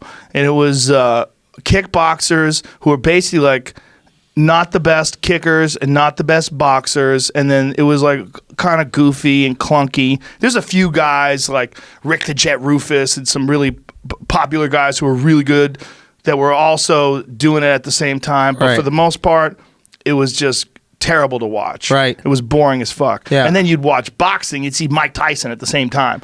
So Mike Tyson's on TV, Marvin Hagler's on TV, and you're watching these guys, and these guys are like out of shape. And So it tainted the well a little bit, you're saying? A lot. Yeah. A lot. Yeah. It's... And Muay Thai, for whatever reason, I mean, you go to Muay Thai events and they're rabid, and it's like a very deep community of people that really understand and appreciate the sport. Yeah. And they'll play the Thai music, and they wear the Mong Kong on their head. They bow to their trainer, little and they thing go on out their there, bicep, and they're fucking throwing elbows and smashing and kicking legs, and it's amazing to watch. Same thing as kickboxing, more or less, Muay Thai? It's the hardest. It's the hardest of all of them. More elite version of kickboxing. Yeah, because it's elbows and knees and a lot of clinch work and a lot of dumping where they trip you and slam you to the ground, and and they kick you on the way down too. They'll like if they'll throw you into the ropes, and if you're still on your way down, you get punted in the head. Yeah. I mean, and it's legal.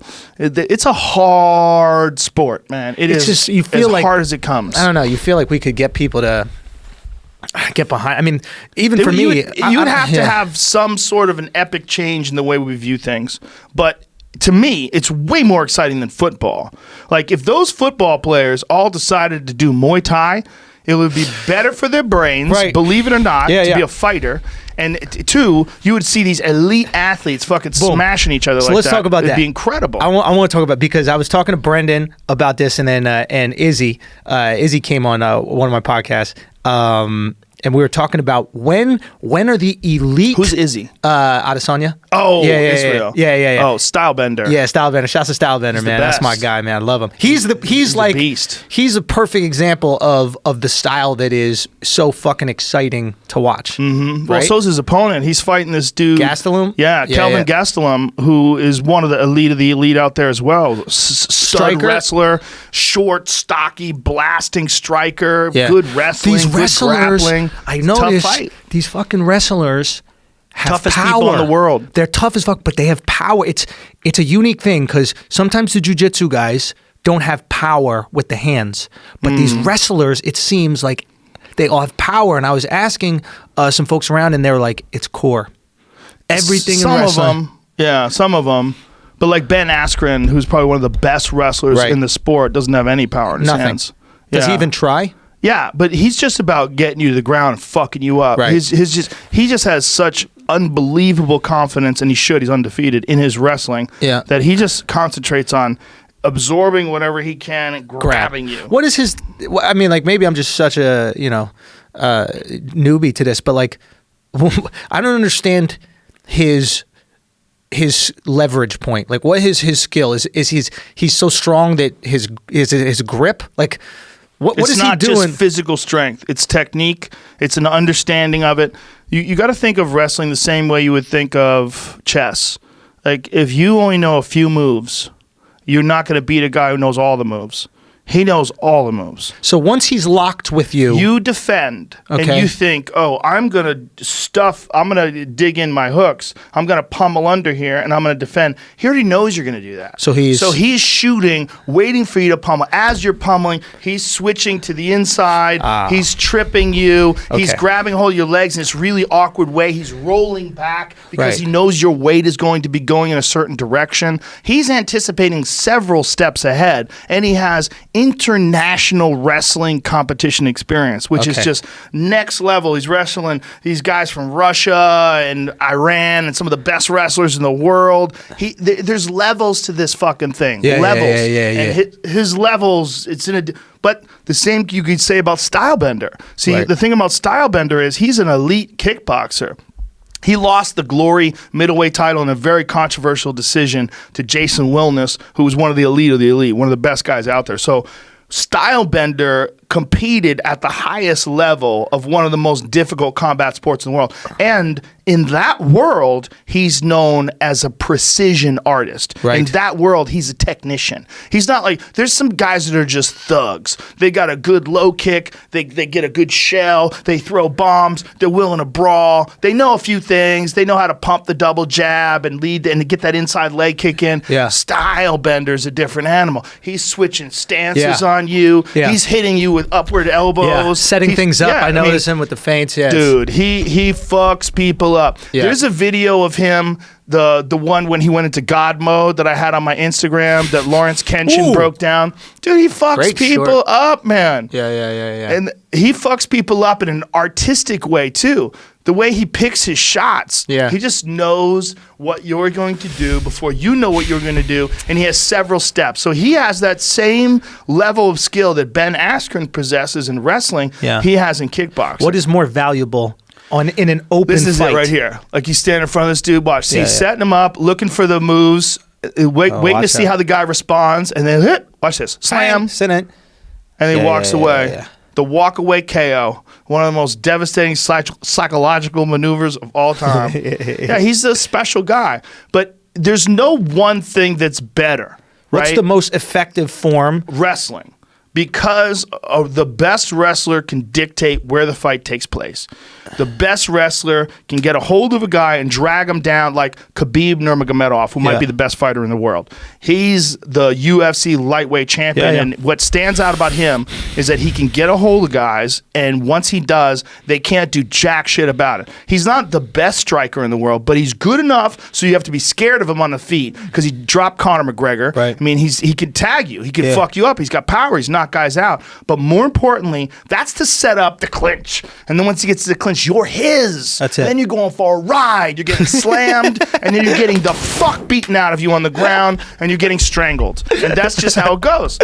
But he has the full skill package. Like, he can strike with you, he can submit you, but his grappling is what allows that to take place. Now with Stylebender's grappling allows him to stay up on the feet. See, he's a very good grappler in terms of his ability to get back up and his ability to stuff the takedown. He's got the sprawl down, He's got or whatever. Not just sprawl, but he gets the fuck out of there. He pushes your head. Right. He pops his legs out. Yeah. He kicks back, and then he punishes you on the way out. Pop. Take that with you. Yeah, great distance. Yes. It's a different. I notice it's different, like with the sports that involve legs, but like you guys fight at a further distance. Of course, you have to. Yeah. But it also makes you, susceptible for counters in a way. Like when Conor was fighting Floyd, my biggest concern for Conor was not speed or counterpunching.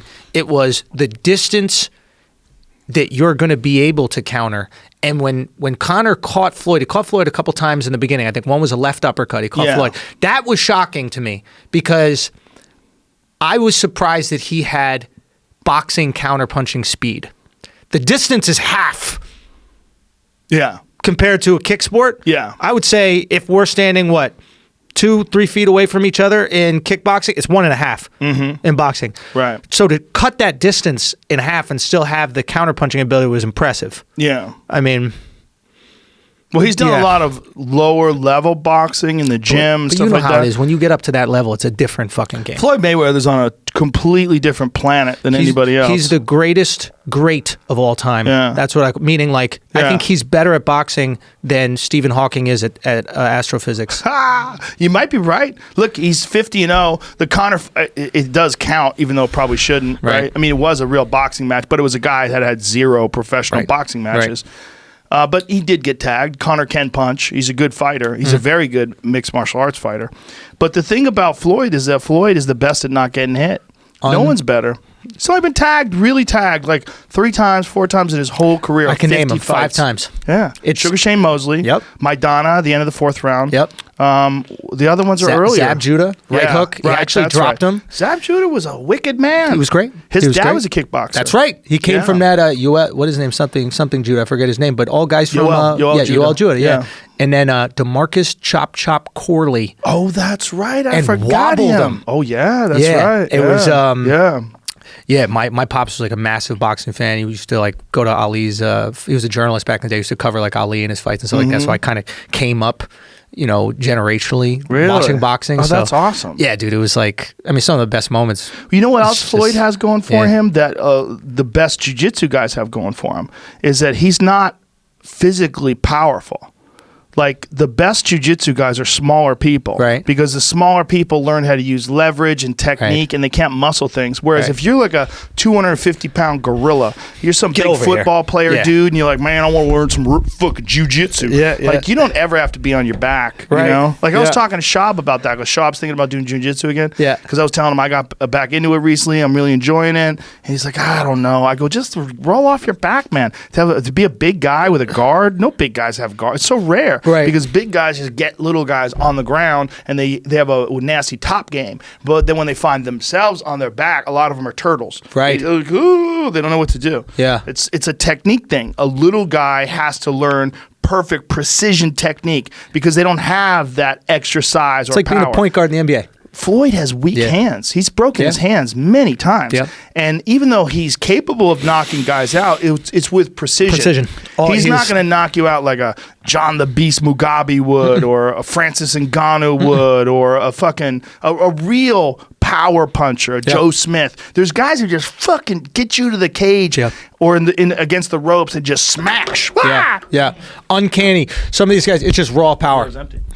And Floyd is all precision, and he's all like, one of the most fun things for me is watching Floyd in the first round and watching him take away your life. Yeah. Like, I like to see him take away a fighter's confidence. Yeah. Right? Like, he knew that Mosley was going to get off with the jab, or at least he knew Mosley thought that he was going to get off with the jab.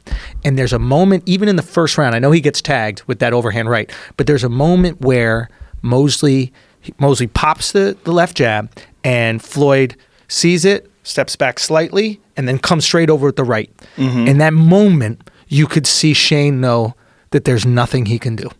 Because Floyd has timed the jab and countered it directly. So now your jab is done. Right. Now I've lopped off one of your arms. I've literally just cut it off.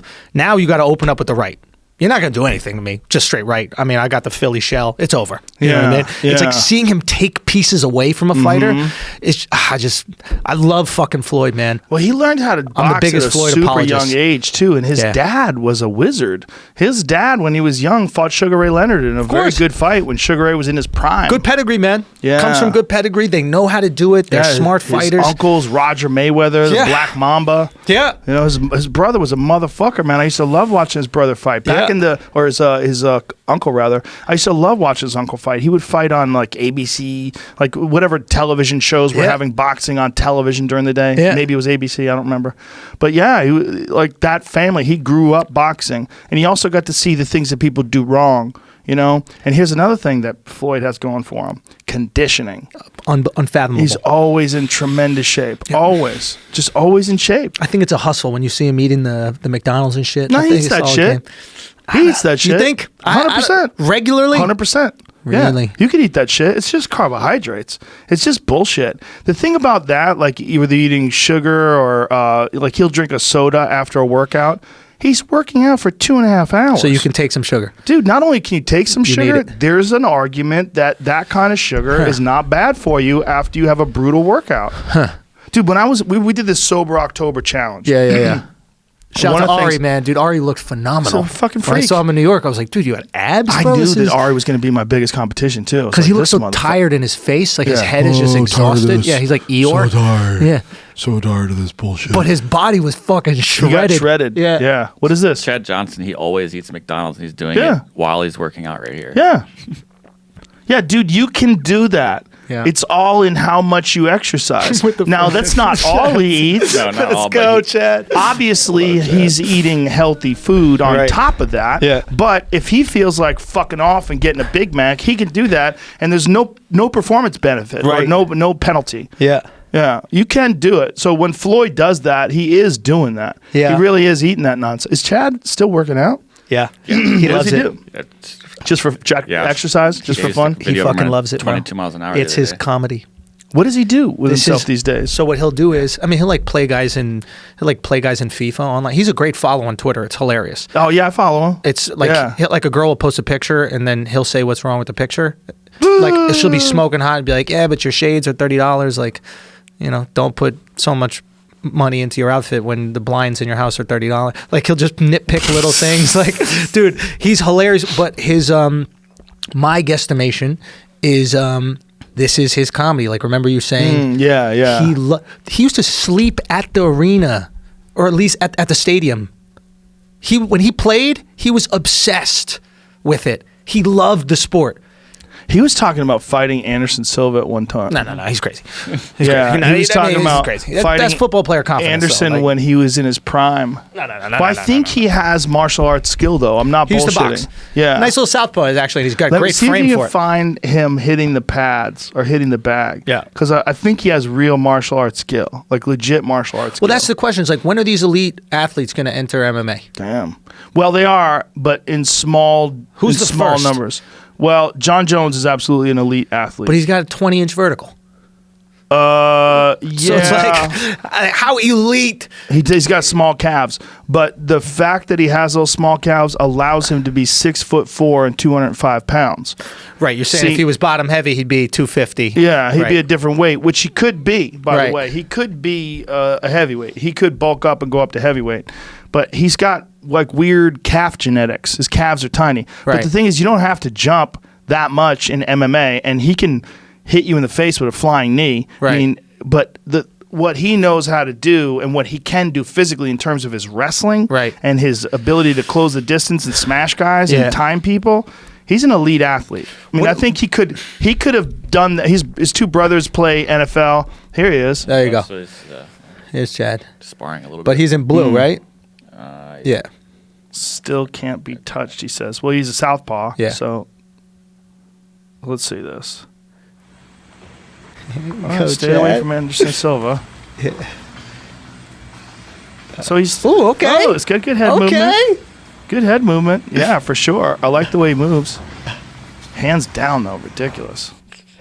See, the dude he's sparring though, we don't know shit about Yeah, him. he's being That guy delicate. might be terrible. Yeah. You know, I mean, the guy didn't once try to go to the body. He didn't duck in. You know, when someone's moving their head around like that, just smash their ribs. You go right after Just the go body. after the arms. Yeah. Hit those arms. That's what they try to do with Floyd, man. Yeah, good luck. Yep. Good No luck. flaws in the game. No, That's no the thing. flaws. It's like No you flaws. can't point one thing. Right. It's like we were talking about with Ben Askren, that when a guy is a super elite wrestler, Yeah. you think you're going to do something, but he knows you think you're going to do something. So he does it. You do what you were going to do. He anticipates what you're going to do. He has an answer to that. Yeah. And then you have to regroup, and he's already moving on to step 3. Like, there's too many steps that he's ahead of you. Can there be a guy like with him that you don't engage on the ground? Like you just kind of jab, stay on the outside? Right. Does stay A on the guy like outside Style exist in Ben- MMA? Well, yeah, for sure. Look, Robbie Lawler almost took Ben Askren out in his last fight. And if Yeah, it I wasn't saw for it. Ben's mental toughness and his Yeah. ability to endure punishment, most guys would have probably gone unconscious there. Yeah. But Stylebender, like a guy like Stylebender would be one of the worst fucking nightmares for a guy like Ben Askren. Right. Because he's super difficult to take down. And on the feet, he's not going to do anything stupid. Right. You're going to move forward and try to grab a hold of Bang. him. And you're Yeah. just going to eat knuckle sandwich after Yeah. knuckle sandwich. And he's going to slowly chop at your legs. Whack. Yeah. And you're going to feel that low calf kick. Whack. You're going to feel the inside of your thigh. Shit. Yeah. You're going to try to walk off the pain. You'll switch stances because it starts to hurt. Whack. He Yeah. recognizes you switching stances. He attacks the other leg. Now both your legs are fucked up. Yeah. And he comes down the middle with a knee to the solar plexus. Now you're hurting. Yeah. Hey. Trying to play it off. It's just a matter of doing his game. In Stylebender's game, his game is keep the fight standing. Right. Fuck you up. And then Ben Askren's, it's grab a hold of you, fuck you up. Right. Drag you to the ground, fuck you up. It's a matter of like who's better at the weak aspect of the other person's game. Right. Yeah. Yeah. How can I take advantage? Yeah, it's a crazy, and no one could be the best at everything. So like MMA math is a notoriously difficult thing to do. Like say if Jamie beats me, but I beat you, Yeah. but you beat Jamie. Yeah. Like that happens. But that's MMA math. It's right. crazy. But we always say that with like, styles make fights. Yeah, exactly. But it doesn't work with Floyd. See, in boxing, that styles make fights only goes so far. With MMA, it's because the sport's more comprehensive because there's more skills, there's more different things happening. It's football compared to basketball. Maybe. Right? It's like there's more tools that can be used in here that can offset what's going on. Yeah. Whereas basketball, the Warriors are going to beat any team 4 out of 7 games. That's just going to happen. I don't know shit about basketball or football, so I'm just guessing. You could be a superstar. Like there's no one position in football that can change the game. There's What about so the many. quarterback? No? I think a quarterback is overrated. And to be honest with you, I think the most important position is offensive, defensive line. Well, I'm always amazed at Tom Brady's body. How regular it is. Super regular. Super regs. Super regular. But you they know? get it. That team gets it. They like I think Tom Brady's like 15th highest paid quarterback in the league. It's like Right, but if you look at a elite athlete's body, Right. I want to see a dude who's built like Kamaru Usman. Yes. The UFC welterweight champion. Yeah. That's an elite You look at him and you go, oh, But yeah. he's not an elite athlete. Looks like a UFC champion. He's not an elite athlete. When you hit, greatest quarterback of all time. Whoa, Isn't can't that wait to crazy? see this guy without a shirt on. What does he look like? Your and father. You're like, that's my dad. You know what he looks like? A Tom. He looks like Tom Brady. That's exactly a guy what named the Tom fuck Brady. he looks like. Hi, He has his Tom. own body. Yeah, I mean, what makes that guy so special? That's the thing. Is like sometimes, Something's sometimes going on. Yeah, he's up here, and I think he's got a lot of it up here, and he works hard. It's like, sometimes the greatest aren't Pull the up great. a picture of him next to Kamaru Usman. you know what it is? It's like sometimes having all the natural tools is to your detriment. There he is. Look at that. Yeah, bro. Come on, son. Supple. Yeah, like a leopard. Yeah, he's ready. Yeah, Ben Askren's similar too. Yeah, he's got a little muffins. He's got a little muffin on him. Ben Askren's got even worse. Pull up a picture Why doesn't of he Ben come down Askren. and wait, Ben Askren? Because he doesn't want to. And he got it like that? I don't give a fuck. Yeah. He feels like he's so much better as a wrestler that everybody else is fucked. Give me an image. Yeah, of go to Ben. like his abdomen. Yeah, look at that. I mean, he's got abs. He's got obviously, hips. underneath that. That's from ONE FC. He looks even worse now. Yet winning. Yeah, there he goes. I mean, that is not. That's Tom Brady, man. The ideal male combat body. You would think that's not what the ideal combat body looks like. But he'll fuck shit up. Yeah, there's a picture of him with Kamaru Usman there, but he's got a shirt on. Yeah, Usman is insane. Lucky for him. But like, it's just some guys that like. Okay, Francis Ngannou is a perfect example. Yeah. Some guys look like a destroyer. Yeah. They just look like a destroyer. Yeah. Ngannou is like 6'5", But 200. He's maybe more than 6'5". Sometimes those 6'6". guys, like I think you were saying it earlier about the jiu-jitsu, right? Like, and it's not just in this; it's in anything. It's like sometimes the guys with all the natural ability, they don't have the work ethic to be the greatest because it comes so easy. Yeah. It's like we all know comics that are like so funny hanging out, and they're okay on stage. Yep.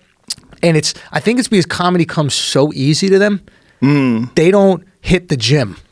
Yeah. You know what I mean? Like Maybe. You need that like Jordan almost like sociopathic approach to it. You know, where like we were having this conversation earlier is like, like, do you think Jordan's happy?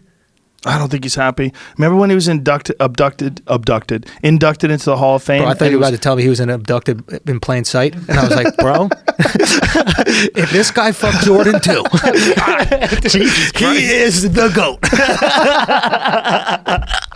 Do you remember when he was inducted into the Hall of Fame and he was talking about writers? Yeah. He was talking shit about writers. Fuck yeah. He wasn't thanking his coaches and his teammates, and it's been an amazing ride, and I feel so blessed and fortunate. No, he's still like, and fuck you. Remember when you said that? Fuck you. 1993, your Sports Illustrated issue, you said my shoes look shitty. Yeah, well, That's his furnace, right? Yes, like yeah. some people need that as a furnace. Like they need that competitive drive, And like I feel like that happens when you don't derive joy from what you do. Like you derive joy from the outcome. You're obsessed with outcome. Like at least for me, everything before was outcome, right? It was like I'm good if I get a special. I'm good if I'm doing these things, or I'm good if I kill. And the second I was stripped of the opportunity to do those things, I actually found like I loved creating more. And then whatever the outcome was extra. Does that make sense? Right. Yeah. So I think it's a happier path. I think so too. But I don't know if it's the path to greatness as much as the path of the psychopath, especially when it comes to competitive sports. 100%. Something about the best athletes, they all miserable. They have a fucking self-loathing. They also have an ego, and they have this anger towards the competition. Yeah. Like if you beat them, they would say that if you beat Jordan at a game of pool, Yeah, cool. anything. Fucking hate you for We're 2 playing months. again. Yeah. But yeah. he needs it, right? Yeah, It's because yeah, he operates on, I'm not good enough. And if I beat you, then he goes, all right, I was good enough. I don't even know if it's that he thinks he's not good enough. Is that he knows he can get you. Don't quit, motherfucker. I'm going to get you. But why does he need to get you? I don't know. He needs to because it's like he needs to confirm something. Maybe. Right? I need to confirm. It's constant confirmation. Yeah. I need to confirm I'm that great. Yeah. Confirm. Where it's like, not that he doesn't believe he's great. It's that he wants to confirm it constantly. it's there's a little shadow of a doubt. Yeah. He's like, I'm great. He's walking around, I'm great. And there's a little voice in his head that's going, hey, you might not be that great. How about when he played baseball? That motherfucker wanted to prove. Yeah. You know the hardest thing in sports, hitting a baseball. Yeah. It's the hardest fucking thing. And he just jumped from basketball to baseball and people act like he was trash. He wasn't even that bad. He hit like 250. No. The baseball card I'm looking at says he was 302. No, that maybe one But it game. might be for That's for no. 185 out of 615 at bats. Bro, we're Not game talking played, I'm about sorry. the hardest thing in sports is hitting a fucking baseball. The fact that there's a bunch of rumors on why he even went into baseball in the Right. first place, but like it's that psychopathic gambling mentality, thing, right? That's the some people rumors. say it's Yeah. gambling. Some people say, there's a bunch of different things. Bunch I of don't want to put out there because I don't know, but like it's one of those. I think there is a balance, man. I think if you truly love what you do, like if you love the creative aspect and then you have high standards for yourself, then you can achieve both. Yeah. I think that achieving quote unquote greatness and living with misery, I don't think that's worth it. No. I don't think that's worth it for you. It's like you got one shot at this, man. Like this life, man. Like you got one shot at it. Try to figure it the fuck out. And it takes time to figure the fuck out. But it's one of those things you can't even really explain to people. But if you can, I'm approaching this point in my life where like, yeah, I think I get it.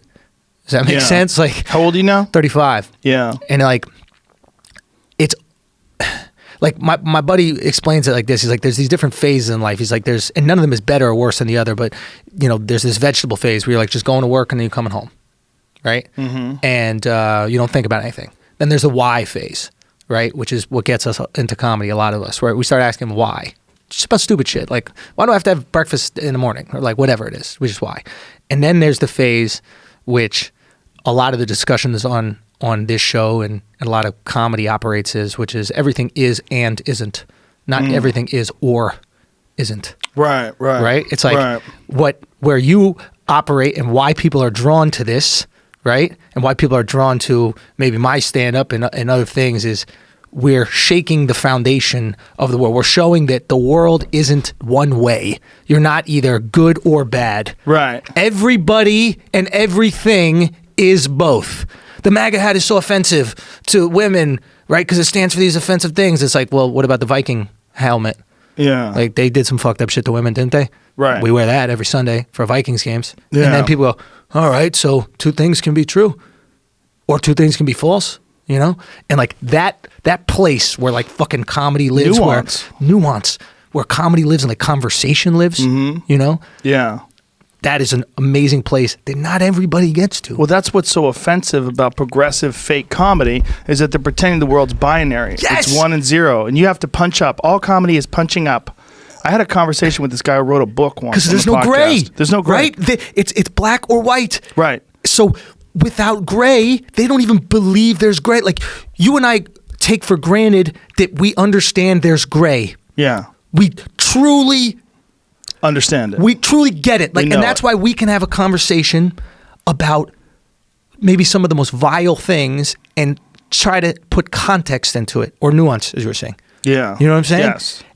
That conversation, tons of people are going to write comments, oh, you motherfuckers are this. Yeah. And then the other side is going to go, you motherfuckers are that. Yeah. It's so problematic that you're talking about this. Yes. So why can we do that? What makes us able to do that? What do we understand about the world that allows us to do that? And how do we, you can't tell people things, you have to show them. How can we show that? Humor. I think that's it. I think that's why we're the first person's killed when a dictatorship takes over. The comedians? Yeah, the philosophers, comedians, like anybody who goes, hey, look at the world this way, like get them the fuck out of here. Right. Stop mocking shit. Stop making people think a little bit. Well, also the thing about comedy is I've always said that if you can make someone laugh about something, you force them to think about it. If you're just on stage spouting your opinions, like one of the real problems that I have with a lot of what they're calling comedy, where they're just waiting for applause breaks when you say something. Bro, clapter. Intersectional, ideas must be approached with the same. Ugh. They're abusing comedy. I know what you're doing. Yeah, that it's their time. Well, they can do whatever the fuck they want with it, but I know the difference. It's a hack. They've figured out a way to make a shortcut, but it's not stand up. It's something else. It's like you're just expressing opinions. But if you're just on stage saying your opinions on things, I can be in the audience going, well, I don't agree with that. I have a different opinion. But if you're on stage saying something that makes me laugh, even though I don't agree with your philosophy. Bullfighting. Yeah, that's when it gets you. Like if you're a hardcore Republican Trump supporter and someone does a joke about Trump that makes you fucking laugh, you're like, God damn it, he got me. This motherfucker got me. That's the game. The second you tell me I can't joke around about something, that's what I want to joke around about. Yeah. Now you just gave me the bull. Yeah. And there's this thing in bullfighting where if you put a little bull out there, the crowd boos. Oh, right, because they want a dangerous bull. Yes, it's not fair. That True. boos. And that's how comics feel when we see you doing easy jokes. We're booing. We don't say it out loud, but in our head we're like, yes, they're all gonna laugh at a joke about how women are smarter than men. Yeah. Because there's a bunch of dudes trying to get pussy that are at that show with the girl they're trying to get pussy from. Exactly. Yeah. So it's like, how do you? It's putting. It's that world where it operates in, and then the next thing is, I think, which I'm not there yet, but I get glimpses, and it's like, from nothing comes everything. Like for me, I remember for the show in the Comedy Store in LA when you walked in, like that was crazy for me, because obviously any comic you're watching this show and you're seeing and you're like, man, it would be so cool one day to be on Joe Rogan's podcast, right? And then, but it was nothing I would ever ask for, because I stopped asking. I stopped feeling entitled to anything. I just decided, like when you walked in, I was like, this is awesome, because I never expect. See what I'm saying? I only do the shit that I want to do because I can control that. And if I just worry about expecting or wanting shit that I can't control, I'll be miserable, right? So, and you walked in and you did the fucking show, and you're like, hey, I heard some good stuff and want to check it out. And I was like, that's fucking unreal. And I was overwhelmed because I never expected shit. And even in that moment, I wouldn't ask you to come on. And I didn't care if I didn't come on. I didn't give a fuck, because I was so grateful that had happened. It was almost like I was just true to comedy, and all I wanted to do was good comedy. And the fucking that's how it opens all the universe's doors. Bro, that's it. That's it. That's fucking it. If you, especially in this world, the world that we live in, if you're doing real shit, people find out about it. They will find out, man. I hear about you. I heard about you through several people. And I was like, really? Oh, okay, cool. Let me check them out. And then I saw some of your shit online. I'm like, I could tell. There's people that are doing the real thing. They're out there really doing comedy. And they're trying to make things funny. And they're talking about controversial subjects. And they're talking about different things and their perspective in life. And they're not worried about the industry's opinion of them. And what you said was so true, that in the day, everybody was trying to get a sitcom, man. And that's all they were doing. They were doing these acts. Like, you would get actors who would get into comedy just so they could put together a 7-minute set so they could get a sitcom off of it. And then they would stop doing stand-up. It was a lot of that. Mm-hmm. But that world dried up when the sitcom dried up. Yes. And it happened right around the time that Fear Factor kicked. Yes. Because when Fear Factor kicked in, reality TV show squashed all these sitcoms. Yes. Which was really funny, because some people were, I had an argument with a comic about that. And he's like, man, I just think it's fucked up that you're doing a reality TV show and supporting reality TV. I go, why? He goes, because it takes jobs away from comics that write on sitcoms. I go, hey man, first of all, they're not writers on sitcoms. They're taking a job writing on sitcoms while they're doing stand-up comedy. They're fucking comics, okay? I'm taking a job making people eat animal dicks while I'm doing comedy. Right, the difference is I'm still doing comedy. Yes. And these motherfuckers are just looking for some sort of a gravy train to ride off into the sunset. Right. If the show was good, people would watch it instead of these reality shows. Simple as that. And then it wouldn't exist anymore. But there was so many bad sitcoms that had opened the door to Real Housewives and all these other things. And the next thing you know, name me 3 sitcoms, go, that are on right now. Oh, can I take it one step further? Yeah. There'll never be another hit sitcom again. It probably won't. It is over. It's probably over. And yeah. I'm walking around the agency that I'm with yesterday, and I'm talking to people, and they don't get it. No. Bro, if I felt like Christian Bale in The Big Short. I'm just walking around. It's over. It's over. Like, do you guys not know? Yeah. Like, we need to write a show around you. I'm like, guys. There's no more. You know what's really over? Go. You ever look at the fucking ratings for late night television? Oh, it's done. It's crazy. Bro, this is why put your clips up. Like you just put your clips up. Put your clips up, Instagram, everything. Look, everything that I've done, it's for comics. Like, don't think that like you're copying or anything like that. It's for you. Look at the blueprint. Yeah. Copy it, improve it, tell me how you improve it, but empower yourself. That's what this is for. The blueprint of putting things up on YouTube. Putting things up, YouTube, Yeah. Instagram, Twitter, and like I have a lot of comics that reach out and just ask questions about it. I'm here as a resource for you. Comedy is at its best when we are helping each other. And New York doesn't get that right now just yet. Well, there's less opportunity. That's it. You know, what happened in LA... But the sitcom thing, bro, you're fucking... Yeah. Dude, it is so done. This They is how you killed know it. it's... You know how I know it's done? What is your favorite scene in a sitcom? Or what top 5 scene? Just a scene you loved in a sitcom. Even though I was in a sitcom for 5 years, Yeah. I don't really watch them. Sure, okay, fair enough. Well, I watched Unbreakable Kimmy Schmidt, but Yeah. that's a single camera. That doesn't It's a count, little right? different because there's like storyline. audience. But like, here, anybody's listening right now, right? Like, you can think of one of your favorite scenes, right? Try to think of how that episode began. You don't know. Try to think about how it ended. You don't know. Right. Because the narrative was never important. The narrative was to fill 30 minutes of time. The only thing that was important were the 5 sketches that filled that 30 minutes of time. 22 minutes. Or 22, yeah, well, exactly. so it's like those Yeah. 5 sketches don't have to have that bullshit narrative, right? Right. So right now, you really just need 4 or 5 friends that are doing the same kind of funny shit. We're already seeing the new sitcom right now. It's already existing on Instagram. It's just not a good art form. You know, if you watch like The Big Bang or 2.5 Men Sure. or any of those. And those are grandfathered in, right? It's Yeah. like that came from a time when it was there, but like... They're not entertaining. They certainly don't stand up. Like, that's also why Netflix kicked in with a lot of their dramas, because they can get away with things on Stranger Things or on Ozark. They can get away with shit you just could never fucking do on regular television. It's way more wild. Sure. It's way more raw. It's like you're watching a better movie. They not only because it used to be that if you did film, you didn't want to do television because television sucked.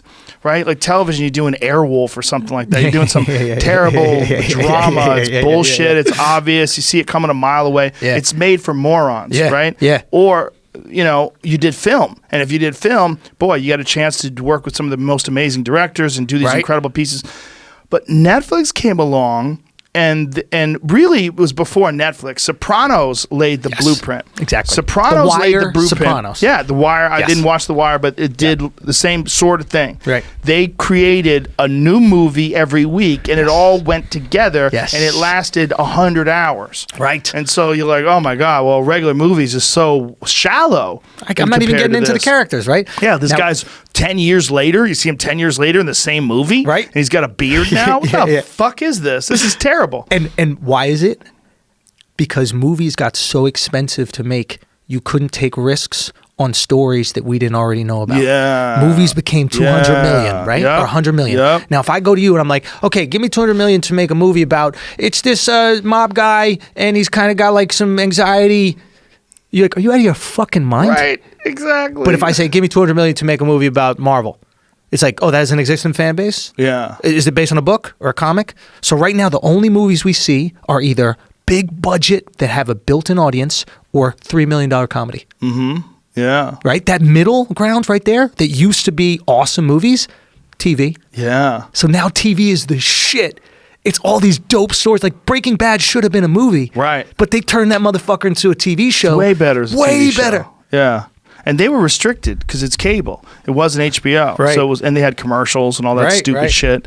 Yeah, I mean, what happened was with comics was the internet came along, and all of a sudden there was this wealth of avenues where comedians could show their work. Whereas before, you Right. were limited by the gatekeepers. Yes. The gatekeepers were either sitcoms, and the sitcoms was what everybody wanted to get, because if you got a sitcom, then you were all set. You were Jerry Seinfeld, or you were Roseanne. Yep. And then it became something along the line, like Russell and you, like both guys, Russell Peters in particular, Yeah. became gigantic, selling out arenas from YouTube. That's where it came.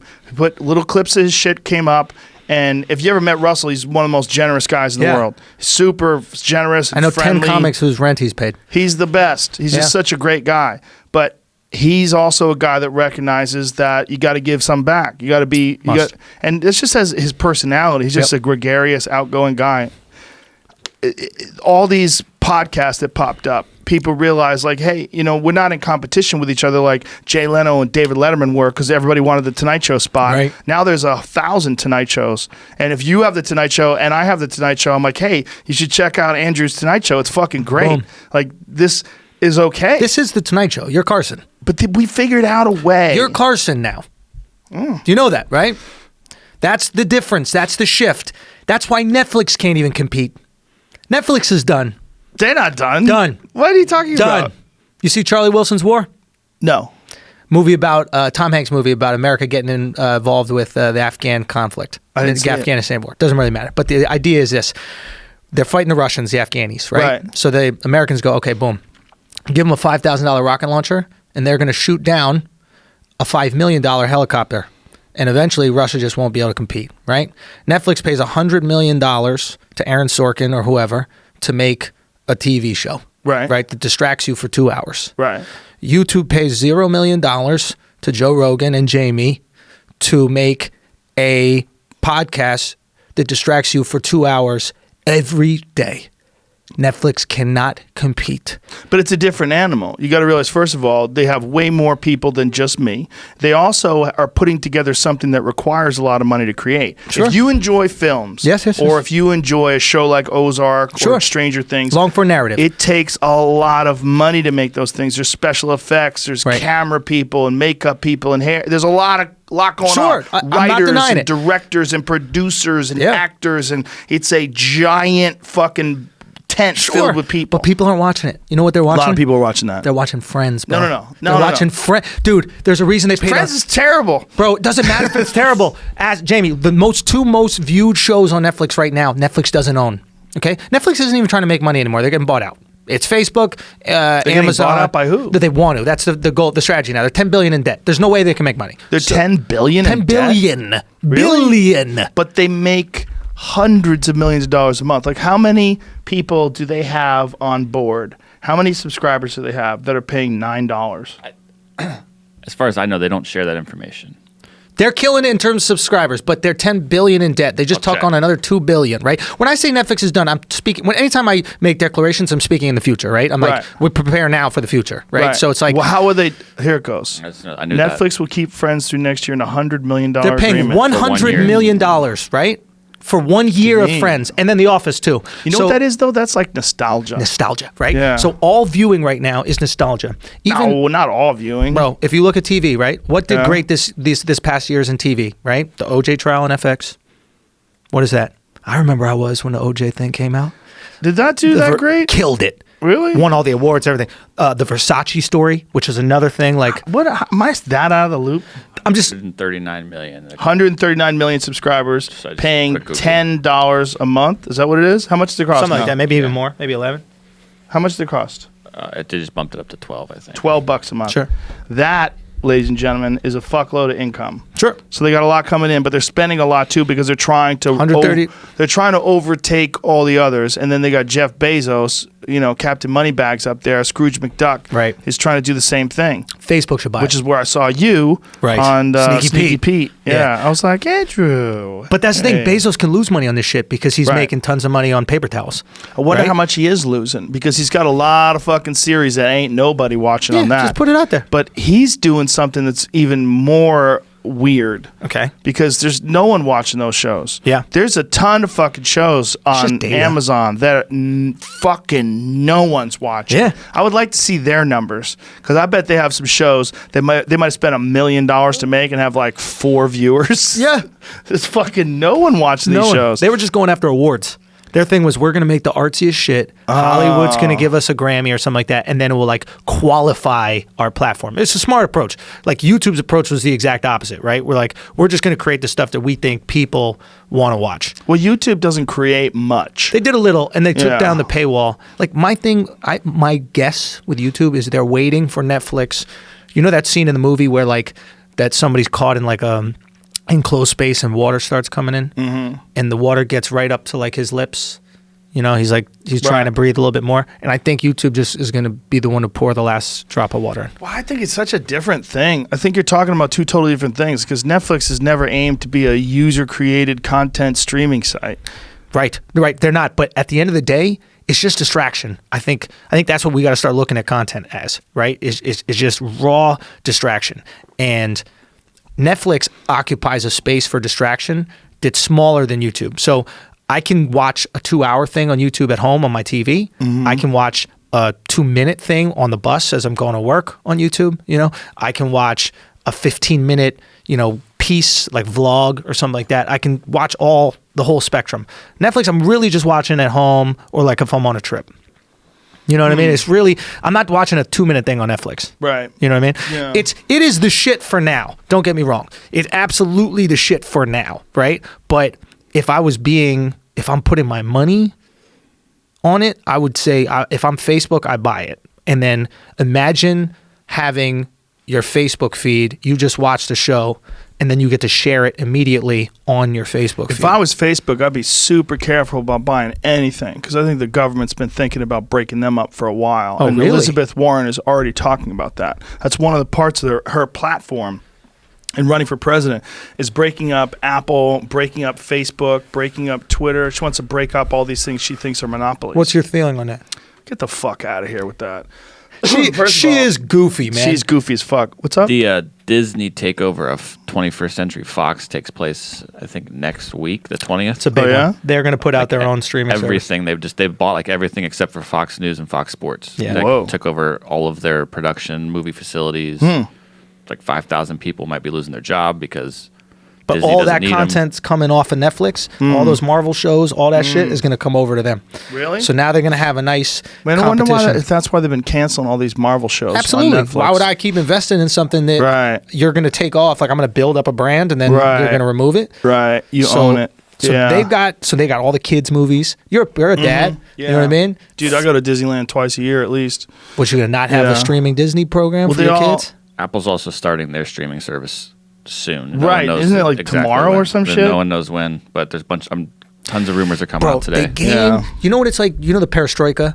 Like what happened in Russia, like where the overnight, it fell and they sold off the state assets to like a few people and everybody became billionaires. Right. Like, that's what's happening right now in entertainment, dude. People don't realize it, but like it's fucking done. Like the days of like fame being about distance are done. Distance, like I'm Johnny Depp. I'm going to go away to my like little home somewhere in the Alps, and you will see me twice a year. And I'm weird. I'm Marlon Brando. I'm out here. I'm weird. I'm different. It's like now it's proximity. There's a reason why no value in being weird anymore, bro. Marlon Brando, Tyler Perry has an island, bro. Really? That's interesting. It is. Have you been invited? No. That's fucked up. I don't want to go. I ain't going to anybody's fucking island. What about that's my rule? Bronson. Somebody wants to ask Bronson, the Virgin dude, Richard Bronson, or whatever his name is. Branson. No, Yeah. I ain't going to his fucking island. I don't want to hang out with that dude. With Branson? Why when I could jet ski with Joey Diaz? Listen, I'm not hanging out with any dude who has an island. Get the fuck out of here. Why? I'm not going to your island because they always want you to go to their island. Like, bitch, I ain't going to your island. Why can't ever. we just go to the diner? No, what are we gonna do with the fucking I'll island? go to Oahu. Who's that? Eddie Murphy. Eddie Murphy has an island? Yeah. Yep. What? The Bahamas. Would you go to Eddie's? I might go to Eddie's. You gotta go to Eddie's. I like Eddie. I met Eddie and I was good friends with his brother. And? Good guy? Charlie was the best. Charlie was the greatest guy of all time. Yeah. I met Eddie. when I met Eddie Murphy, I met Eddie Murphy in Maui, and the first words out of his mouth, he goes, "You a funny motherfucker." I was like, God damn, yes. This is recently? No, years ago. Maybe more than 10 years ago. Yeah, like 2007, something like that. That would be unreal. Eddie It Murphy was crazy. funny. Well, in What do you- Hawaii how'd with you my react? family, I'll say thank you. Like, what do you say? When Eddie Murphy says you're a funny motherfucker, Yeah, I'm like, holy shit. Wow. Felt great. You know? Did you look at your wife and be like, see? Fucking chuckle every once in a while. Yeah. He gets it. Honestly, at home, I'm not that funny. My wife cracks most of the jokes. Really? Yeah, I don't have to be funny. Like, I don't need it, you know? It's one of the reasons why I like to hang around with Joey Diaz, because he's always funny. Yeah. And he's always the funny guy, you know? I like it. It's I like being around funny people, man. There's a thing about comics, especially the needy, annoying ones in the early days, like early days of your career. They have to be the center of attention. Yeah. That shit is really annoying. Yeah. And one of the things that you learn for sure about hosting a podcast is you don't really want to be the center of attention. You just want to facilitate a conversation. Right. You just want to make the best creation. Yeah. What's the best creation? If the best creation is let this guy rant, you got to let him rant. Get out of the way. If the best creation is you rant with him, and you jump in together and you go back and forth like a game of tennis, then you do it that way. Right. But you have to be able to feel the vibe. Yeah. And then some people are not going to like it that way. They're going to want, why don't you let your guest talk? And like people love to say shit like that. Yeah. Like, why are you interrupting his rants? People love to say things like that. So you're trying to make a creation. Yeah. There's comics are not great listeners. Some of them are. And well, the ones that are great at this. Yeah. Right.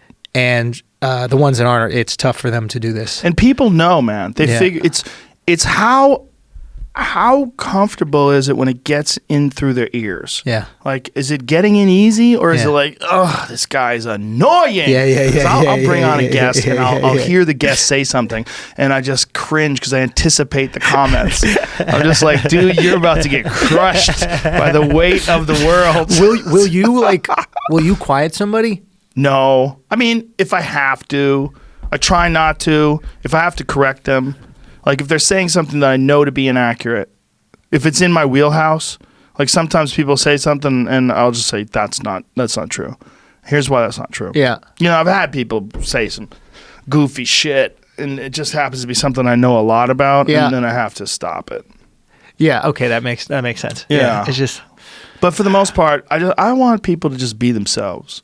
I got to figure out how to get you to be yourself. That's what a lot of this is. Yeah, make you comfortable, make you realize that I just want you to do great. I want everybody to do great. Are you ever intimidated? By a guest? Yeah. By their intellect? Yeah. Like Elon Musk was intimidating. Yeah. Talking to him because you realize what a chimp you are.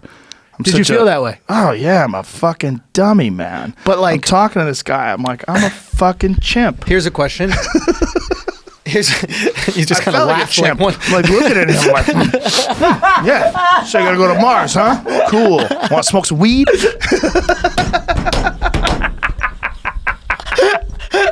That's what it felt like. Somebody's got to make a cut of that. Like this your chip moments. This motherfucker's making electric cars. He's sending rockets into space. Right. He's drilling holes under the ground. You had to dumb him down He's with the making weed. solar cities. It didn't even work. But so here's my take on it, right? I'm watching Musk, right? And he basically is opening up to you about how he's not happy. Yeah. Right? There's this moment where he's like, I think he says something to the extent of, you wouldn't want to be me. yeah, These just his exact words. You wouldn't want to be me. you wouldn't want to be me. So Yeah. that means he doesn't want to be him. I think On it's, some level, he doesn't want to be him, right? Yeah. And he's so with these guys that we admire because they're so brilliant and they have all these brilliant ideas, and we're put in this matrix of, we're all in this success matrix on some level, right? Where it's like, get things done, good. Don't get things done, bad, right? I wonder if he's chimpish in that he's potentially wasting his life being upset or miserable when he could be focusing on things that would give him joy. I think Is that being a fucking chimp? Is being so smart that you don't even try to just be happy and focus on your happiness? I don't necessarily think he's unhappy, but I do think that he puts himself into situations where the amount of stress that he absorbs is almost unfathomable. Like when he was trying to get the Tesla Model 3 production schedule ramped up, and he was sleeping on the floor of the factory and literally working like 19, 20 hours a day. That's untenable. You can only do that for short periods of time. Right. But I think that what I was saying about Kanye West applies to him tenfold. Okay. He's got a power output that's extraordinarily different than the average person. And that's one of the things he was talking about when he was young. I mean, you could probably put him on some sort of a what I don't know what the super genius spectrum is. Right. Like what is, what's Albert Einstein? Right. What's this guy? What's that guy? He's in there somewhere in this crazy realm of the way a brain works. Like, I think that brains are like all other body parts. Some people are born with little tiny dicks, and some people got giant hogs, and that's just a fact. And I think that dude has a giant hog of a brain, and it just works better. It just is operating on a level that you and I can't comprehend. Like, I never invented a goddamn thing in my life, but I'm driving around in Elon Musk's car. That motherfucker made a car, and that's like some shit he does on the side.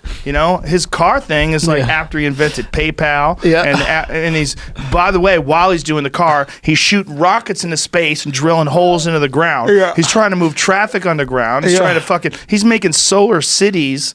Like he's hooking up Australia with these massive solar panel power battery plants that fucking fix their energy needs. He's on another level. No doubt on another level. It's a different thing. But is he happy, Joe? I don't know. And imagine, he's a nice guy. That when you was hang the around with him, problem. he seems happy. Yeah. I mean, There was what is happy, right? Is he happy in bursts? I guarantee you, when I saw him and he was shooting his fucking flamethrower in my foyer, he was happy. Your foyer? Yeah, right out here, man. Yeah. Right out here. Yeah. He had a fucking flamethrower. He was tapping that bitch when he walked into the door. He's unboxing it in the middle of this hallway out here. He's got flame. There's a picture of him standing in front of the Freak Party sign, blowing flames out. 15 free. Look at that. I mean, that fucking guy's a maniac. Look at the smile on his face. Bro, you can't tell me he's not happy, bro. You know what? Look at that smile. He's happy as fuck. It's because he's a kid, man. Yeah. In a lot of ways. Dude, there's this fucking guy, I forget his name. It's Dr. Rapai or something like that. He's like this French consultant. He's like some fucking genius, and he's like decoded cultures, right? Mm-hmm. And every culture he's decoded, and people hire him to consult, right? And like America's code is the verb is to do and the time is now, right? And we're just kids at the end of the day, right? It's like everything we love big tits in America, right? Big, most popular plastic surgery is big tits. And like France, most popular plastic surgery is getting tits reduced, right? Everything about them is like precision and like the food on the plate. Is that really their most popular plastic surgery? That's what I was talking to my buddy, and that's what he said. I mean, maybe it's changed to like lips or something more common now, but maybe the one you have to go under. Lips are a dark one. Don't fuck with your lips, ladies. Oh, I like it when they get a little lips if they have none. No, if you have a fucking beak, but then you want to have a little something. You see the thing in there. It's like it like lets you know they're extra needy. There's like something going on. They wanted their lips to be, there's like a symmetrical proportion that your face is supposed to fall into this Fibonacci sequence of numbers. Like, if you get a nose job, I look at you and I go, what's wrong with his nose? Like, something is wrong. It registers wrong in my head because your face, so like Ari, perfect example. Yes. If Ari got a nose job, you're like, what the fuck is happening here? Yes. What's wrong with your face? Yeah. Like, if Ari had like a small Irish person's nose, he'd be like, what is happening here? This doesn't even make any sense. Yeah, maybe not for his face. No, for his face. There's a sequence. Like, your lips match your face. They match how far your eyes are apart, where your nose is. When you see a girl and she's a little tiny, little skinny thing with little fingers, and all of a sudden she's got this. Yes. These big, weird lips. Yeah, but don't we like things that like stand out? Like, we like skinny with big tits. We do. We're drawn to it, right? We're drawn to things that are abnormal. We do. Nice big butt. It's a trick. The big tit one is a trick because it represents sexual viability. It represents your ability to breastfeed a child, Right. which is attractive to your genes. It doesn't make any sense Yes. that you would know that there's a bag of water underneath her skin, that she had a tube down her throat taped to her face. Yeah. She's half dead. Yeah. They're cutting her open with a sharp knife Yeah. and stuffing this bag of water under the meat of her breast tissue. Yeah. Ugh. Or they're cutting her nipple off and opening it up like a fucking manhole Yeah. cover and pumping that fucker in there. It's crazy. Like, we know that that's what happened, and we still think it's hot. All those things are nuts, man. Reptilian, bro. Yeah, yeah. It's in here. We can't help it. But, like, it bothers me when it's a butt. When it's a fake butt, it bothers me. Like, if there was a way that a girl could lift weights at the gym and make her tits bigger, and she went and got fake tits, you wouldn't like them as much. Wait a minute. Oh, yeah. Yeah. Like, knowing you can earn it. Yeah, you could earn Yes, it. it's lazy. Well, The butt thing is also, lazy. Yeah. The butt thing it throws you off if it doesn't match the legs. Like, if a girl's got a big butt, she's Right. got some legs, like, damn, this bitch is deadlifting. Yes. You know, like, that's Yes. hot. Yeah. It's like, I've never said that in my head, but I know what you're talking You about. never said This that? bitch is deadlifting. you never said that? No. You see a girl with big hamstrings. Bro, this bitch could squat. That doesn't, I say that all the time. I just don't work out enough, I guess. I like girls with legs that look like they can carry shit. Yeah. It's hot. Yeah. Do you like to girls be who carried, Joe? squat. You like No, I'm heavy. If a girl's carrying me around, she's gonna get tired, man. But I like girls that are athletic, that have power. You know, I like it. It's hot. So if a girl's got a big ass because she's squatting, that's hot. Yeah. If a girl's got a big ass because she went through surgery, I'm like, bitch, you're gonna get cancer. Yep. Yeah, like, And they're it's getting lazy. ass cancer now. Do you know that? Yeah. Wait. Yes. From the implants. From implants. Yeah, Yes. They're but- starting to see cases of butt cancer. Whoa, Jack. That's what you like. I'm talking about, son. Bro, that's power. No, that's too strong for me. Oh, don't be scared. I'm afraid of that. That girl hurt you. She will. Yeah, that is. That's like trying to fuck a CrossFitter's fist. You know what I'm saying? Like, the power that she must have in that. Bro, look at that leg, dude. Fantastic. That's just a hawk. Outstanding. I mean, the butt cheeks are nice. It's the thigh meat Outrageous. that's too much. She's an athlete. I like it. Yeah, I don't know. I like bro. that. If that girl's in a miniskirt, but if she's not flexing, she probably looks hot as fuck. So you're into a very strong. Yeah. I like good jeans. There's got to Right. be other ones, Jamie. I mean, Hawk this on the girl same has massive She's stacked. quads. That girl's stacked. The only problem with those gals is that there is a reality to certain levels of musculature that most likely they're only achieved by injecting male hormones. So the clits kind of get big or whatever. A little bit. Have you? bit. Never are seen you- that. Are you allowed to like fuck around? What's your relationship with your wife? Definitely not. No. Okay. No. Okay. How long you been married? 10 years. 10 years. Almost. Closing in on Whoa. it. Yeah. Okay. And then When how do you're- you? Yeah. How do you How do you jack navigate off? that? No. Yeah. Could you please explain to me how What you do this How do you masturbation jack, thing? what do Please. you, what do Yeah. you jack off? Exactly. What do you do? How does it work? Yeah. Yeah, this level of athleticism, like I was saying, Yeah. like there's like a certain line that they are crossing Right. that most likely is because of male hormones. Yeah. I can't get into it. There's some level to that. Do they grow some hair? and shit? Jiu-jitsu girls, there's a lot of jiu-jitsu girls that are competitive jiu-jitsu girls that start doing a little bit of steroids. They start taking a little bit of testosterone. Yeah. Like, a friend of mine's wife was doing it, and I was like, yikes. You saw He's the like, difference. yeah, she's really getting into jiu-jitsu. She's competing, and she's starting to take a little bit of testosterone. I was like, okay. No. You know what happens, though? What? They get horny. Really? Like a dude.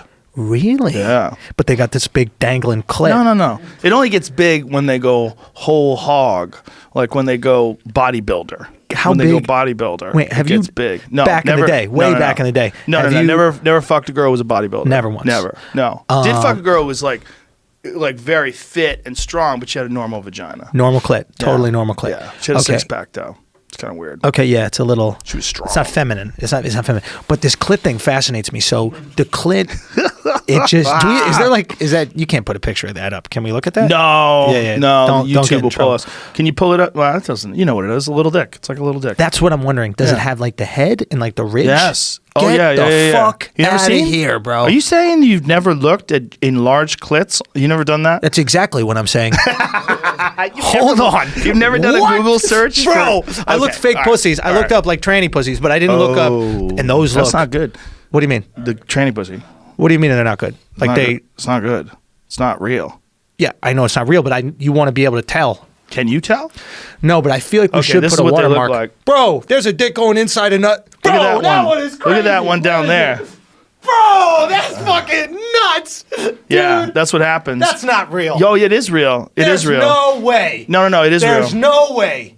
How about that one in the lower upper right hand There's corner? no way, The dark dude. one, Jamie? No, below that. That one. Pow. How you like me now? That's Bro, a dick. She has balls. Yeah.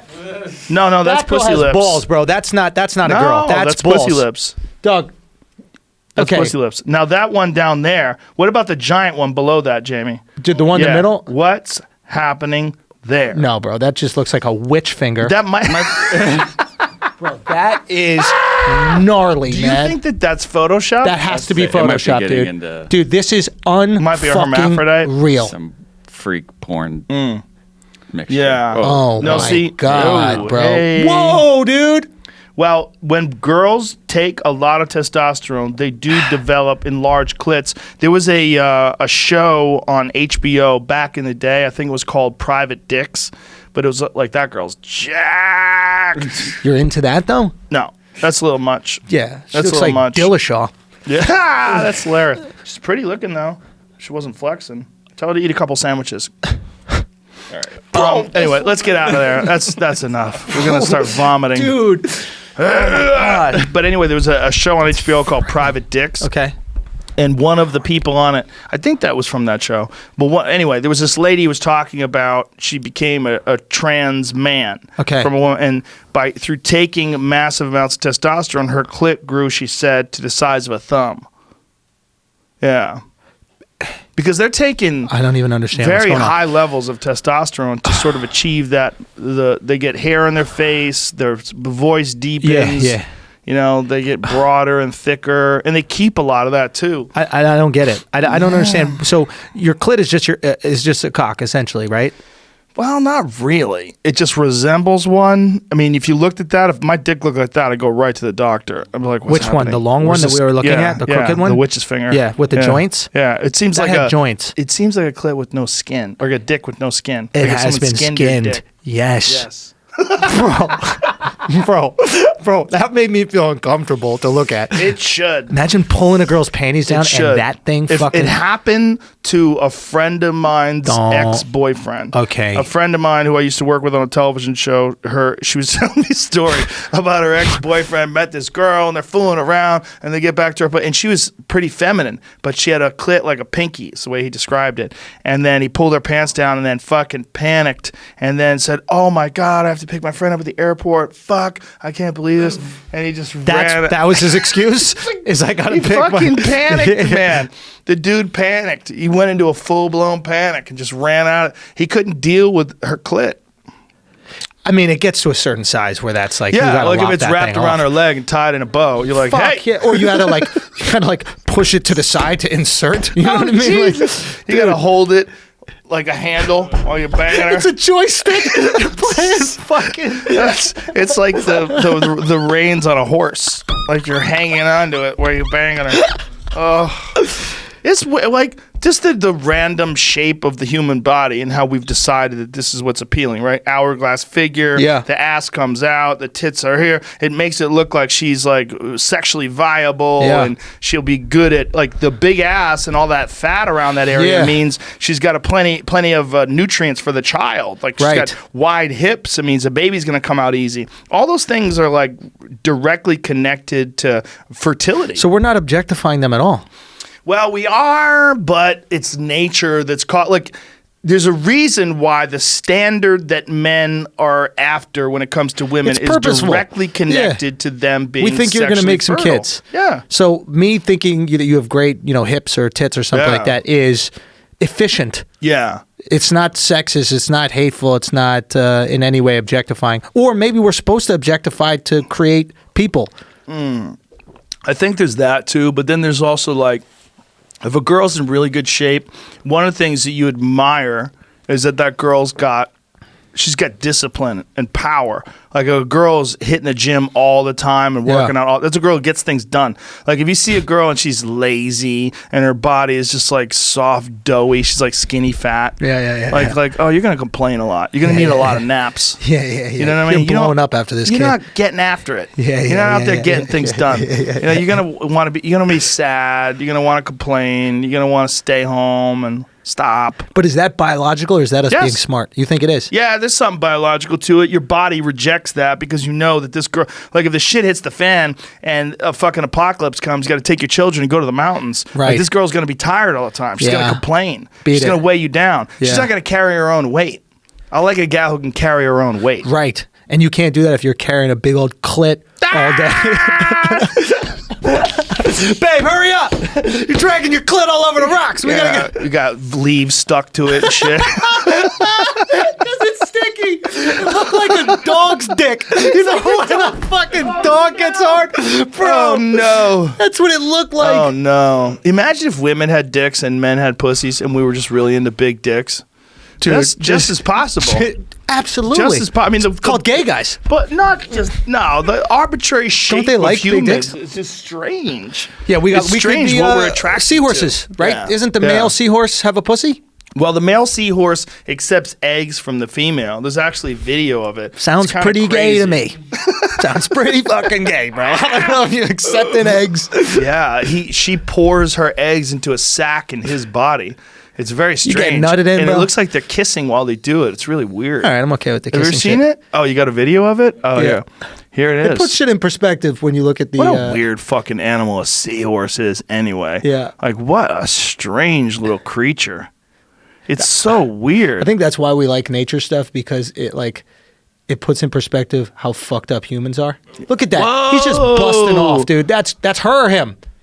Is that him giving birth? Dude, that's how I come with kickback Wow. like that. Look at that kickback. It's a fucking shotgun, dude. I come the opposite way. I go forward. lean into I don't it? back out. You lean in. I feel like if you back out, it's like pulling back on a punch. Yeah, but you got two Imagine if kids. one of those ones gets stuck in there. One of them little baby seahorses is like, I'm in here forever.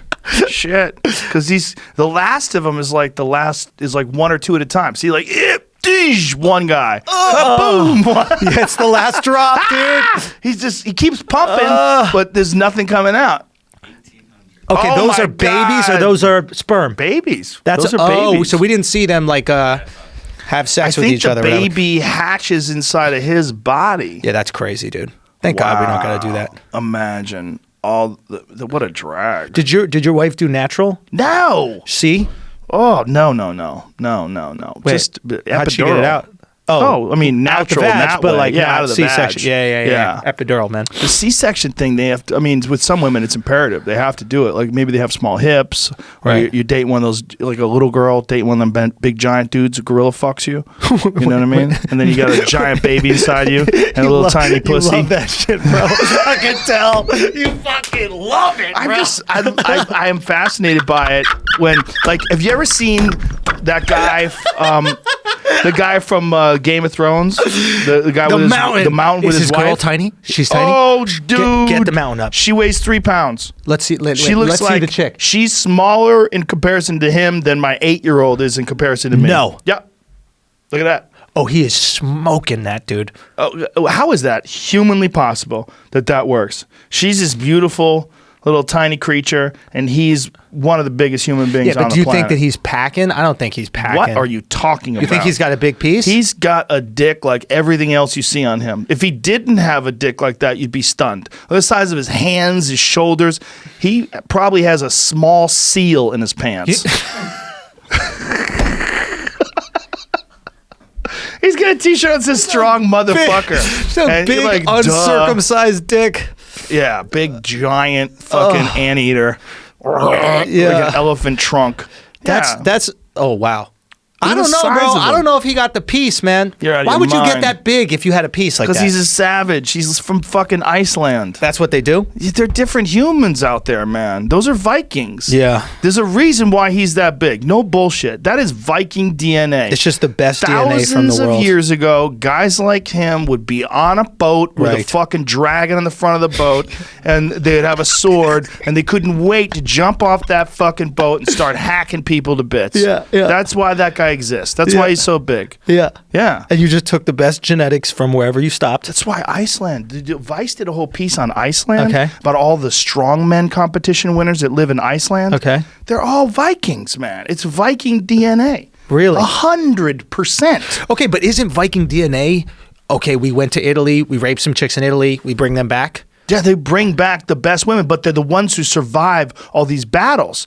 This is time tested. They're swinging axes at other dudes swinging axes. The ones who survived were all big. Yeah, that's true. These guys are so big, man. You got to read this article that Vice did on these strong men in Iceland. Okay. It's crazy, bro. Yeah, yeah. There's a whole country filled with gorillas. Big white gorillas that are just smashing pussy and lifting weights and throwing fucking beer barrels over the top of chain link fences. They're huge. Apparently there's an app in Iceland to make sure you don't fuck your family member. Dead ass, bro. Because there's only there's only like 300,000 people, right, on the island. Right. So everybody, not everybody, a lot of people are very related. So you can like type your name in, and it will say, "Oh, Jorgensen. Oh, Jorgensen. We're second cousins, maybe fuck. not. Fuck. Oh, you know Looks what I mean? like That's how I would come. I just with a drum by the bed. I'd have a dude beating a drum to while give me you're a pounding pace. it away. Boom, boom, to give me a pace to go to. Yeah, damn. That's a crazy race of humans, man. You ever go there, Iceland? No. I'd like to go there just to see the Northern Lights. It's one of the things Sick, that I've been dude. thinking that I need. Have you been? Yeah. You saw the I Northern did stand Lights up there. What is it? Oh, you did? Yeah, Where? yeah. I Tell saw me about Northern Lights that. in Alaska. It's harder in the city when you're in the city, but yeah, they love stand up there. I think their president or something was like a huge Stanhope fan. What? They like good stand up That's too. hilarious. Yeah. Make sure I'm not misquoting, but like apparently I think he was like a massive Doug Stanhope fan. Wow. And That's the audience hilarious. they were good, man. They like know Really? English. They're like apparently the KFC there. They have a KFC? They have one KFC. And it's popular as fuck. Well, the rules for food are super like high, so it's like the best chicken tenders you've ever had. Oh, because they don't let processed bullshit None get of in? that, right? But it's still KFC. Yeah. So you could do that when you have a country that has as many people as Boulder, Colorado. Right. That's the thing people don't get. Like when you got to feed 300 million people, it's like we're going to GMO some shit, bro. Yeah. Like we're going to use corn. It's 300 million people. It's a lot of people. Yeah. It's like when a mom has 9 kids, it's like there's going to be some grits. Yeah. You know what I mean? Like, Yeah, McDonald's is going to work. but yeah, Iceland was a shit. And the Northern Lights, you look at Northern Lights and you're like, oh, I completely get why people believed in God. Oh, yeah. Like you can't not.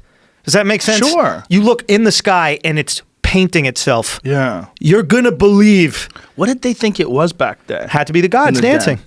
I wonder what they thought. I wonder what explanation they had for the Northern Lights. How do you not, 1,000 like- years ago? I don't know, man. Sometimes the more I like look at, I was raised without any religion, but like the more I look at it now, I think it's just people trying to explain. It was like people Jesus, just look at that. Minnesota. Is that a real color? It's from Minnesota, yeah. yeah, you can see it. Wow. But go to another one. For me, I didn't experience Travis like that. Nowitzki. It's more Why just do I know like that name. Dirk Nowitzki. You're Jeff. probably thinking of. No, I've heard that name too. Travis Nowitzki. Is he what does that guy do? Is he just a famous photographer perhaps? Photography by Travis Nowitzki. Yeah, I think that's what it is. I think I've seen his I think he does a lot of nature shit. Yep. How that's could you exactly not, what it is. dude? Like, how do you blame anybody for believing in something bigger? Oh, just than a yourself? lightning storm, man. Yeah. You know, you, A hurricane. Like, Yeah. we live in big cities. This shit is not real. You Right. live in the Bahamas and you see the power of a fucking hurricane. Oh, yeah. It puts things in perspective. Like, you know how important we think we are? That goes away when you know at the blink of an eye, your house, everything you work for is gone because of wind. Mm-hmm. Wind and water. Holy shit. That shit right there. Look at that picture. That's where it's crazy. Wow. It says Northern Lights now appear in Central Europe. Is this because of climate change? Well, isn't it supposed to get hotter? I don't know what that means. Like, why is it saying? Well, No. go to that article. Why is it saying that? Northern Light now appear. What is it saying? Go scroll down. Scroll down. No, it says Europe and much of the U.S. Central Europe and much of the U.S. I didn't know that much of the U.S. says Northern Yeah, Lights. that's just, you can see them in Ohio sometimes. Alaska. Really? You can see the north. You've seen it? I have not, but I'm. I mean, the other picture you showed They're was on in acid. Minnesota. You fucking Ohio people doing acid in the parking lot, seeing lights in the sky. Yeah, there's that fucking big storm is hitting central U.S. today, right? They got like fucked in like Denver area. What are they calling it? A bomb? Why do they call it a Cyclone bomb bomb. cyclone? Yeah, it's clickbait. Marketing, bro. Marketing. It's good marketing, Is dude. it a bomb? Like, why are they calling it a bomb? Does You're it going to read the explode? article if it's a bomb. Yeah, right? Bombs You know? are scary. Dude, marketing's fucking everything. I thought this shit like when we were just talking about the uncircumcised, like that. Even that term is so dumb. Right, it's a normal dick. Yeah, Yeah, Like, that's what it is. It's a dick. why don't we? Yeah. Why would we even use that? Yeah. Right? Well, what's crazy is that it's more common to be cut.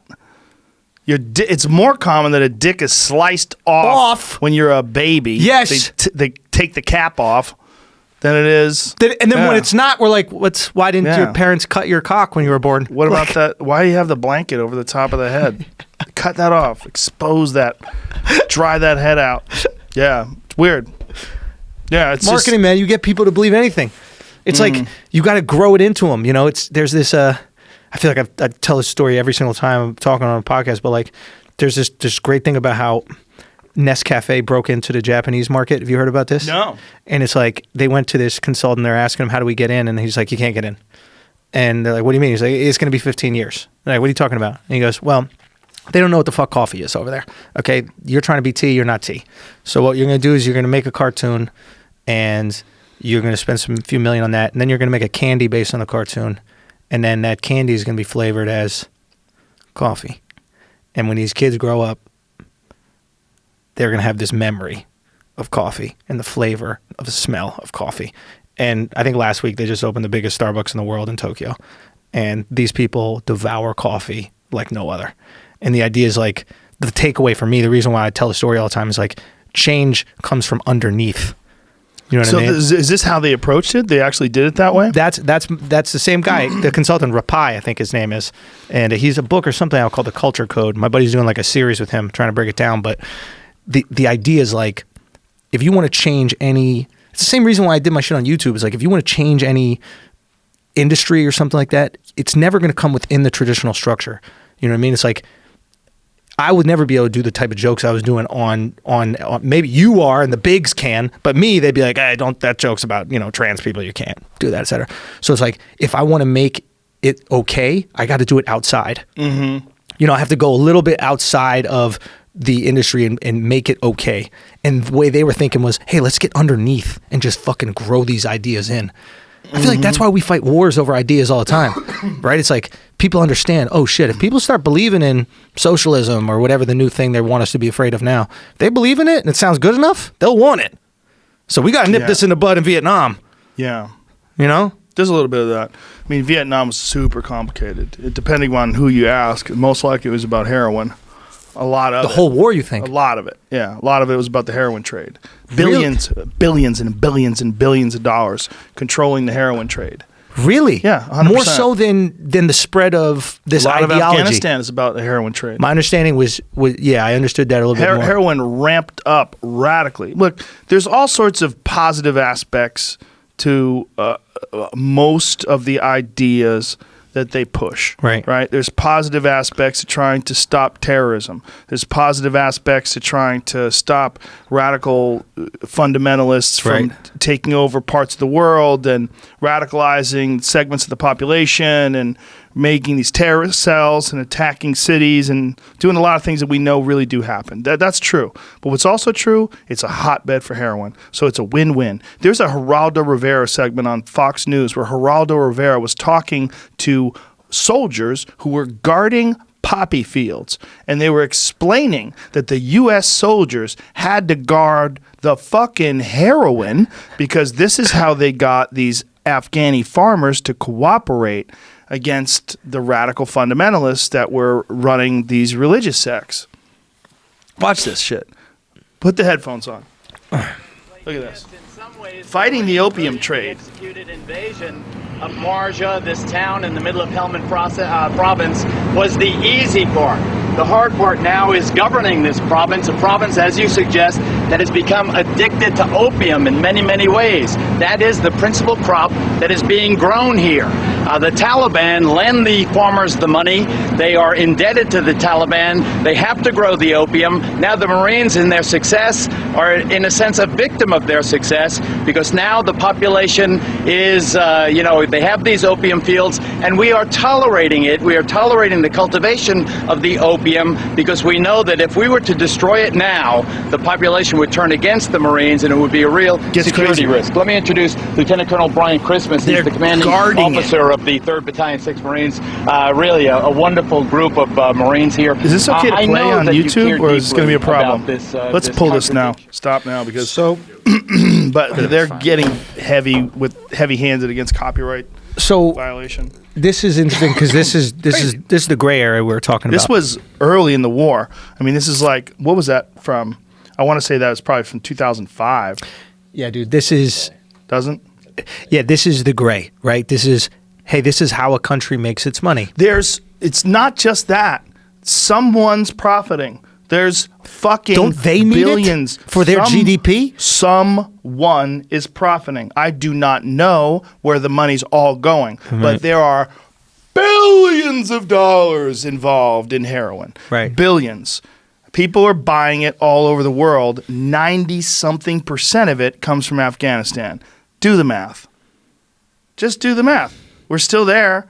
I mean, Sturgill Simpson wrote a bit about it, or wrote a song about it, and they played that song on Saturday Night Live, and I don't even think they knew what the fuck the song was about. Right. I mean, he's up there playing a song about the government being involved in the heroin trade. I mean, there's something to it. There's some, and you say, oh, it's a conspiracy theory. Stop! There really is billions of dollars in heroin being grown in Afghanistan. The production of heroin really did ramp up considerably after the U.S. invasion. Is it possible that this is their commerce? And country singer goes on SNL, exposes Afghan heroin trade, and no one even noticed. That's my boy. But is it Sturgill possible Simpson. What? That this is their commerce? In the same way like some communities fish, this community plants poppies, and they... Perhaps. What are they doing with all that money? That's the question. Buying more goats? Are they getting... What are they doing? Afghani goats are delicious. Have you heard? No. I don't know what they're doing. I don't know. I just can't imagine someone is not getting a cut of this. And I can't imagine that there's no... Might as well. What's wrong with the cut? Mainstream investigative work that's being done to sort of expose this. I don't know. I mean, I might be wrong. Get the cut. Why not? Maybe these farmers are not making all the money. Maybe the money's all going to drug dealers, and we let that happen. That'd be fucked up. It'd be cool if they got it. But like, look, the world is fucked, bro. Like, this shit ain't peaches and cream, man. It's like every time I see one of these stupid Senate hearings where they're like, "Did you do some bad things in South America?" It's like, yeah, bad shit happens. When Trudeau was involved in that thing in like Libya, you know, like when they were bribing. You hear about this? Trudeau from Canada? Yeah, there's this big scandal up there in Canada because he was involved, you know, with this company, which is a Quebec company that paid like $36 million to bribe the Libyan government for like some contracts. And it's like, well, yeah, that's how shit gets done over there. You bribe the government for contracts. And these people in the Canadian government are like, how could he? This is against his policies. It's like, no. Welcome to the real world. You're operating in the 1% of the world which has these rules we just made the fuck up of fairness and equality and equity and all this bullshit. It's like the real world is, hey, I'd like to do this. Can I give you some money and we make it happen? The real world is Geraldo Rivera walking through heroin fields talking to a general. That's the real fucking world. Yeah. There's a lot of that. Yeah. I mean, it would be nice if everywhere was like America. But I don't know if that's what's really fucked up, right? Like with this Fairphone shit. I don't know if that gets done. I don't know if you get an iPhone unless it's getting made by someone who's making $5 a week. I don't know if you do. And if you do get it, how much does it cost? Tons. What is it, like $3,000? How much does it cost? How much is an iPhone? Who's going to pay? Like, you're already struggling. You already got 2 kids. You know what I mean? Like, you bills to pay. Like, you're going to spend $3,000 when you're already struggling. We're operating from a place where we have some excess. People are trying to make it every day here. Yeah. They don't give. That's why the election shit is so simple to me. Like, the Democrats are going to offer money and Republicans are going to offer jobs. And you see it happening right now. It's like every platform for the Dems on some level is, here's some money. Hey, we should look into reparations. Here's some money. Your boy Yang, who was on here, why don't we just give everybody $1,000? Here's some money. You're just giving money, right? Yeah. Let's break up Facebook and da-da-da-da. Well, that's one of the reasons why for hardworking people, the Republicans are so attractive, even though a lot of people, they fall into a lower income community. Like they're not these rich cats. They would think they would be looking to have, like big business succeed. But the message is that you roll up your sleeves and you get to work, and that you work hard. You don't get a free ride. And they like that. And that's also one of the reasons why people that are Republicans are more likely to be involved in churches and a lot of church-going organizations, because that's where their community comes from, and community support. Instead of getting community support from the government, they get community support from local churches. That's a good point. Yeah. So you have your support. You have your... We all need that, man. Yeah. That's something that really is missing with atheists. Yes. Community. Yeah. And they're miserable. Yeah. I've never met this happy atheist. It's like they're vegans. It's like, stop convincing me that God don't. If you believe it, we're good. Yeah. You don't need to convince me. Right. If you are trying to convince me, it's because you don't believe it. Well, it's not that they don't believe it. It's just that They don't buy it, bro. They're overzealous. Dude, people who are overzealous are overcompensating for something, right? A lot of times. What are you overcompensating for with God? Because you know shit is bigger than you. Because you fucking look up sometimes and you're looking at the stars and you're like, fuck, something's up. I don't know what it is. I don't know if it's God. I don't know if it's aliens. I don't know what's going on. But you are minuscule. Yeah. And that's hard for people to take, man. It's like... But you think that's why they're really into pushing atheism? I think it's because the religion that they see is so offensively stupid. I mean... Look, there was a funny thing that happened the other day where Pete Davidson did a joke on SNL about the Catholic Church, and the Catholic Church demanded an apology. Right. Like, forgive him. Yeah. You're the forgiveness people. Why do you need an apology? How about he made a joke about child molesting, and you guys are the #1 kid fucking organization in the world. How about stop worrying about jokes and paying attention to the fact that you basically run a kid fucking organization that also sells Jesus? KFF, Kid Fucking Factory, bro. That's what it is, man. In a lot of ways. But at the same time, there's the gray area because they do a lot of fucking good. Yes. They save a lot of people's lives. They feed a lot of people, right? Yep. So it's like they give people community. They give people a place to connect. Yes. Yo, we're in the most connected time in history, and we're the most fucking disconnected. Right. Think about that. We've got 1 million friends on Facebook and all these other things, and people are lonely. Because we're connected with electronic devices. And we're not that connected with life. Right. And we're connected to outcome, right? We're connected to, did this picture I post get enough likes? Yeah. Right? That's where they really fuck people, with likes. Once they figured out how to get people like supremely addicted to interactions and exchanges and likes, man. Dude, when movies in the morning, you wake up and you smoke a cigarette, right? Like that was what the movies we watched coming up. Yeah. Like that was the first thing that the badass or something like that did in the movie. Wake up, roll over, undo the pack, whatever. It will be look at your phone's mentions. There's going to be some of that. That's going to be what these characters do. Yep. So it's like, what do? You got kids? Do you say no? How do you teach your kid? I don't have kids, so I don't know. But like, I think about this all the time. How do I teach my kid to not put his whole fucking value in the hands of... Get him involved in sports. Because you learn... Yeah, you learn reality. Yeah. If you don't get that ball in the net, it does not score.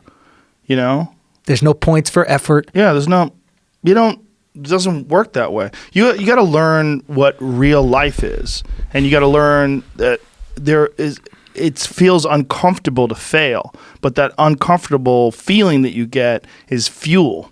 And then it will projects you let your kids fail? Will you let them fall on their face? They fall on their face all the time. My kids do sports. You know, they've been involved in athletics in some form, whether it's martial arts or gymnastics, since they were little. They do things that are difficult. We do stuff as a family that are difficult. We do like escape rooms. We play games. We do things that are hard. I don't let them win. Good. I mean, my little one, I let her win sometimes and stuff. Like, we play carnival games against each other or something like that. I'll let her. Carnival games? Yeah, like we go to like circus. Like when I was in Vegas for this thing that my daughter was doing. So I took my youngest daughter to circus, playing these carnival games. Okay. I let her beat me a bunch of times. Shh, don't tell her. But we're having fun. We're just laughing, being silly, talking trash to each other too. Yes. She high fives me and stuff. It's fun.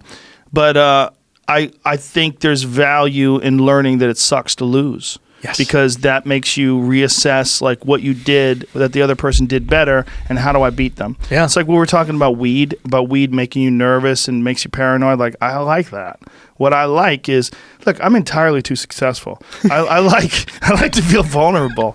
I think there's a lot of good to that. You know, like legitimately, I like that feeling because it makes me more connected. It makes me more humble. What do you mean you're too successful? Well, you can only have so much success in this life before you start thinking that you're different than other people.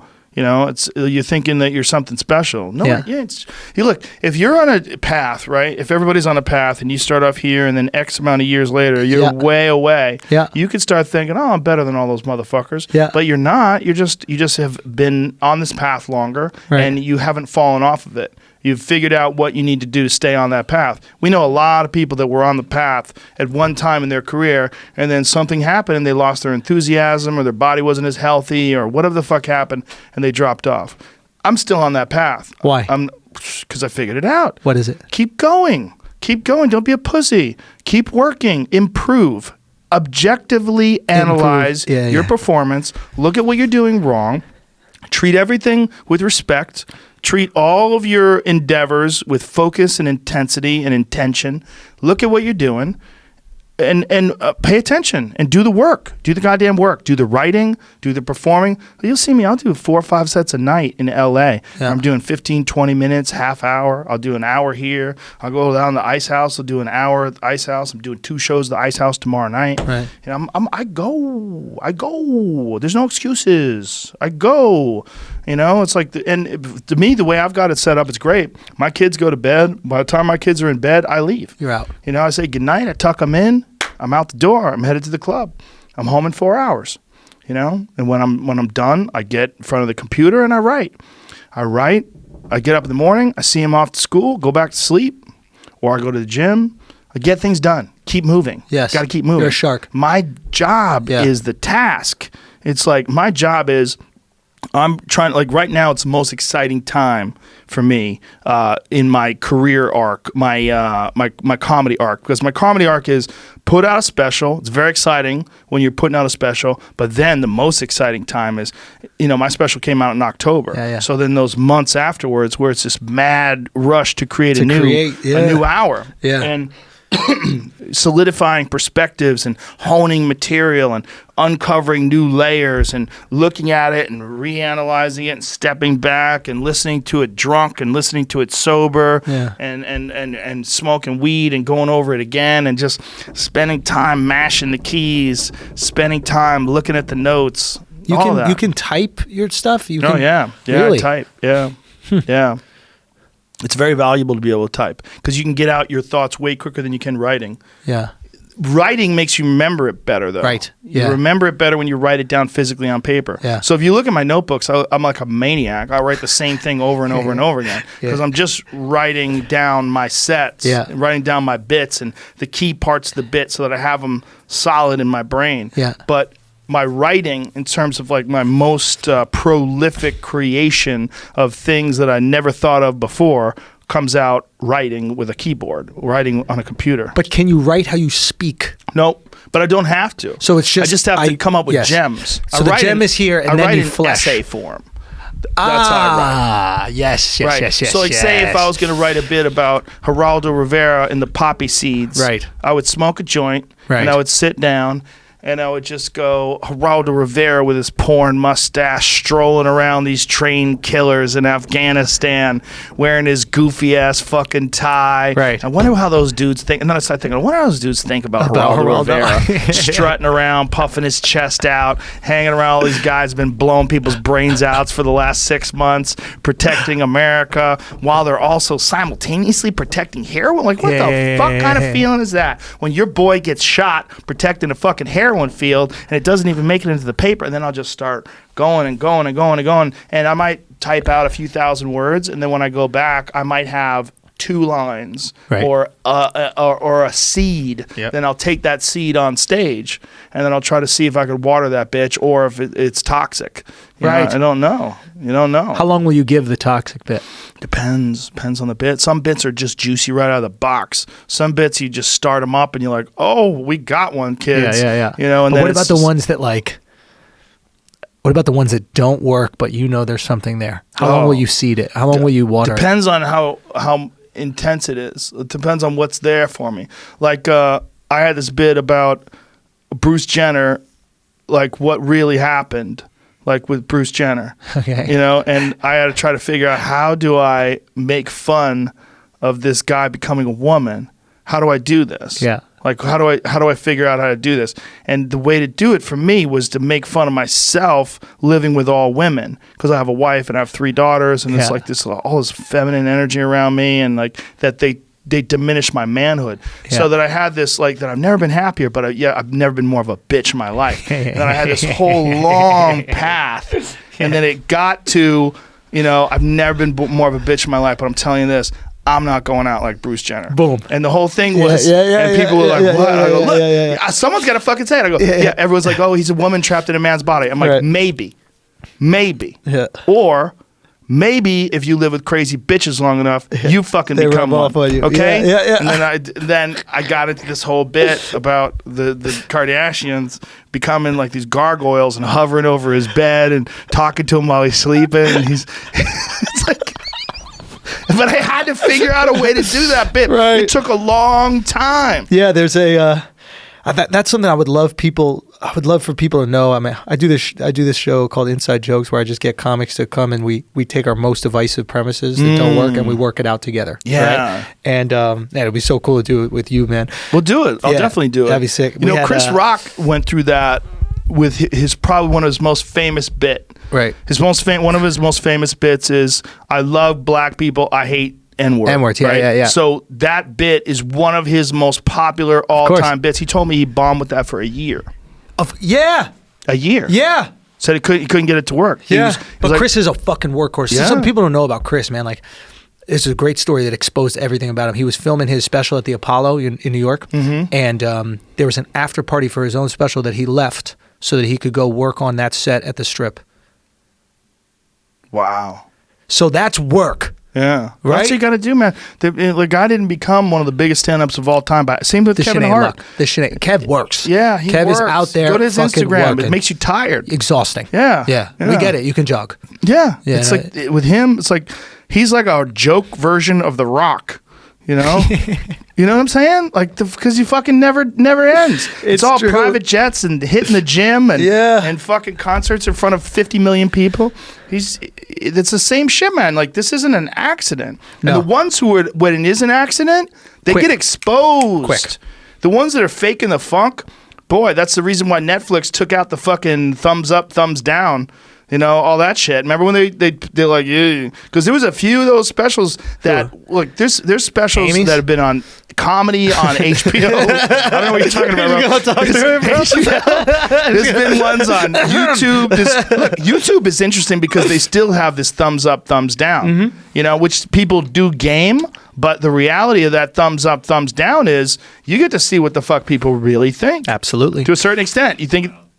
I think it's 100% bullshit at this Really? point. It Come was useful. on. It was useful, but now back to your point that you have a whole bit about how many thumbs up and thumbs down have you ever clicked on? 0. Right. Yeah. So a certain subset of the population is thumbs up and thumbs down. It's like Well, it's like Yelp. people who leave comments. Yeah. Yeah. Or write reviews for fucking food. Right. I think Oh Madrigal my has God. you've heard of Madrigal's bit about that? No. Does he got a good bit about it? I forget what, I don't want to butcher it, but it's something about like someone left like a 3 out of 5 review. And it's like, who the fuck are you? Like, I get if you loved it, Right. or you hated it, Right. But That's a good point. you know what I mean? To write about Well, some people fancy themselves to be like foodies and a journalist, exploring That the shit is so subtle dumb. nuances of cuisine. If you're hungry, it's good.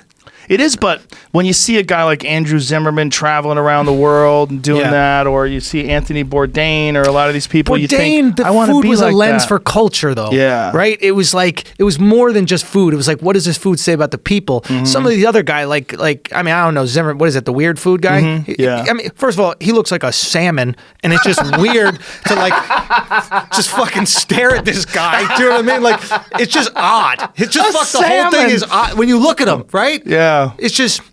I don't He's know. making his way up a fish ladder. He's trying to get up Look the at him. stream. He's a salmon, Christ. bro. He's a salmon. I would say a tuna. Okay, he's got a little tuna in him. Handsome fella. Gorgeous. Could be on a bill. Anyway. Yeah, I don't know why the fuck they're leaving these things. But it's, But they got some rid of people it want because a they voice. invested so much money in certain things that were getting down likes, and I was like, all right, let's yeah. Like, I guess they were doing it with Stars, right? Was it Stars with Netflix? yeah. Yeah, they pulled the Star system. Too bad I had a lot of motherfucking stars, bitch. Yeah, people are gonna watch yours regardless. I think you give them an added value.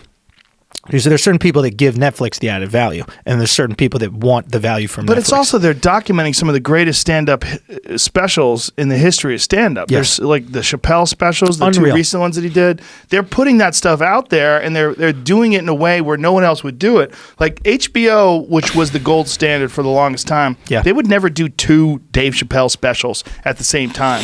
Netflix is like, okay. We'll do- yeah. Dave's like, I got this new shit I want to do. I'm going to do it in the belly room at the Comedy Store. And Dave was so ridiculous about it. Dave and I were downstairs while he was doing this, while he was filming this. We were downstairs in the smoking area of the Comedy Store, getting high as fuck. Yeah. And he was so casual about it. He's like, hey, man, you want to do a set? Like, Wait, he you didn't- did a set on the I did. the bird? I said, no, Echo? I just Yeah. want to watch. I said, no, I did 3 sets tonight. I go, I'm just going to chill and hang out in the back of the room. But he was so relaxed. Like, during his special being taped, he's offering me a guest set. He's like, hey, man, you want to do a set? He still shows up. He'll fly to places and show up and just do guest sets. Yeah. I was in Denver. I come out the green room. It's Friday night. And Chappelle's there. And Chappelle's in the green room. And I go, hey, man. He goes, hey, Joe. I go, what are you doing? He's like, man, I just felt like coming to Denver. I go, you want to do a set? He's like, oh, yeah, fuck it.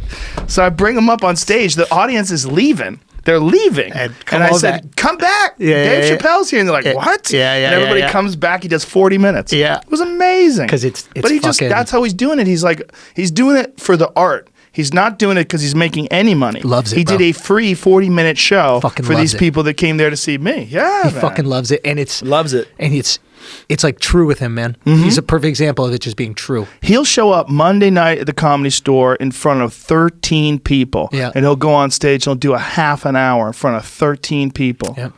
And he'll drink and he'll smoke cigarettes and he'll talk shit and laugh at his own jokes. And everybody has like one of the most magical experiences as a audience member you could ever have. I was a young comic in New York, and there was a place called the Comedy Village, which was the Boston. Do you remember Yeah, the I Boston? remember. Sure. Right, so it became Comedy Village. When did it become the Village? It's done now, but now it's like a Japanese restaurant. Japs restaurant, no. Cut it, Jamie, cut it. No, but there's a and this is, I'm young, like barking, asking people to come in off the street. You Right. know, like, and How old were you when you started? 23, yeah. And Chappelle comes in, and when he gets on stage, there's probably 13 people in the crowd, right? And the fucking word gets out, and you just see people start slowly grab. It's like goldfish. You know what I mean? When they could send some little, or ducks or something like that when they send some breads coming in the pond. And the place was packed within like 20 minutes. Wow. People outside. It was just everybody texting their friend, oh my God, Chappelle's here. Da, da, da. It was so crazy. And he did 6 hours. What? Bro. What? Unreal, dude. Unreal. There were girls like falling asleep or something. Maybe 6 4 hours. Maybe 4 hours, something like that. It was Even one of these 4 long hours. ones. It was jazz, right? It wasn't like I'm doing bits and I'm murdering the whole time. He has this ability to make the audience comfortable in tension so that it is not anxiety inducing, right? What he can do is talk to you for 5 minutes straight without a punchline. Yeah. But as an audience member, you're not going, oh my God, is this guy not funny? Well, that was when he was doing that for a while, and where he wasn't doing scheduled shows. All he was doing was Pop-in. these pop-ins, and not only that, but he brought a fucking speaker and set up a microphone in the park in Seattle.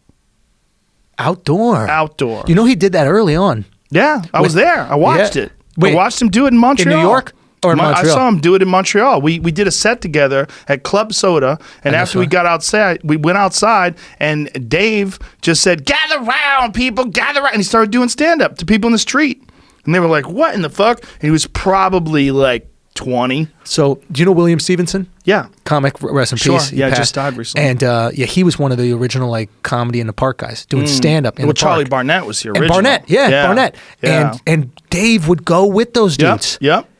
And like, can you imagine a more hostile environment for stand up The New York City Park. than New York City Park? You're competing with guys doing front flips Yep. over Swedish tourists. Yep. And then there's a guy just with jokes, Yeah. hanging on his, handling his own. Mm-hmm. It's like then you put him on a stage with lights and fucking mic and a Oh, seat yeah. and some cigarettes. Yep. That's Yeah. It's strength training. It's like running with weights on. so. The question is, how do we do that? Like, how do you find that the more successful you get when you have people that are coming to see you no matter what? Where do we get our strength training? Where do we get Smoke our weed and get paranoid. That's what I'm saying, bro. Feel vulnerable. That's what I gotta do. You gotta get vulnerable. Lose control. You gotta feel scared. Yeah, feel nervous. I like it. I really do. I do it all. I joke around on stage about how I take edibles when I go to the airport because I like feeling. I want to know what the fuck's really bothering me, but it's really true. I really do that. I take an edible when I fly just so I can freak out. because you're too comfortable with get this something weird out thing. of that. Yeah, I get something out of that freaking out. Like I'll find out where the holes in my game are. I'll find out where my mental game is lacking. What's really bothering me, and then things that freak me out that I don't like about myself, I work on them. I fix them. I visit the wizard. You gotta visit the wizard.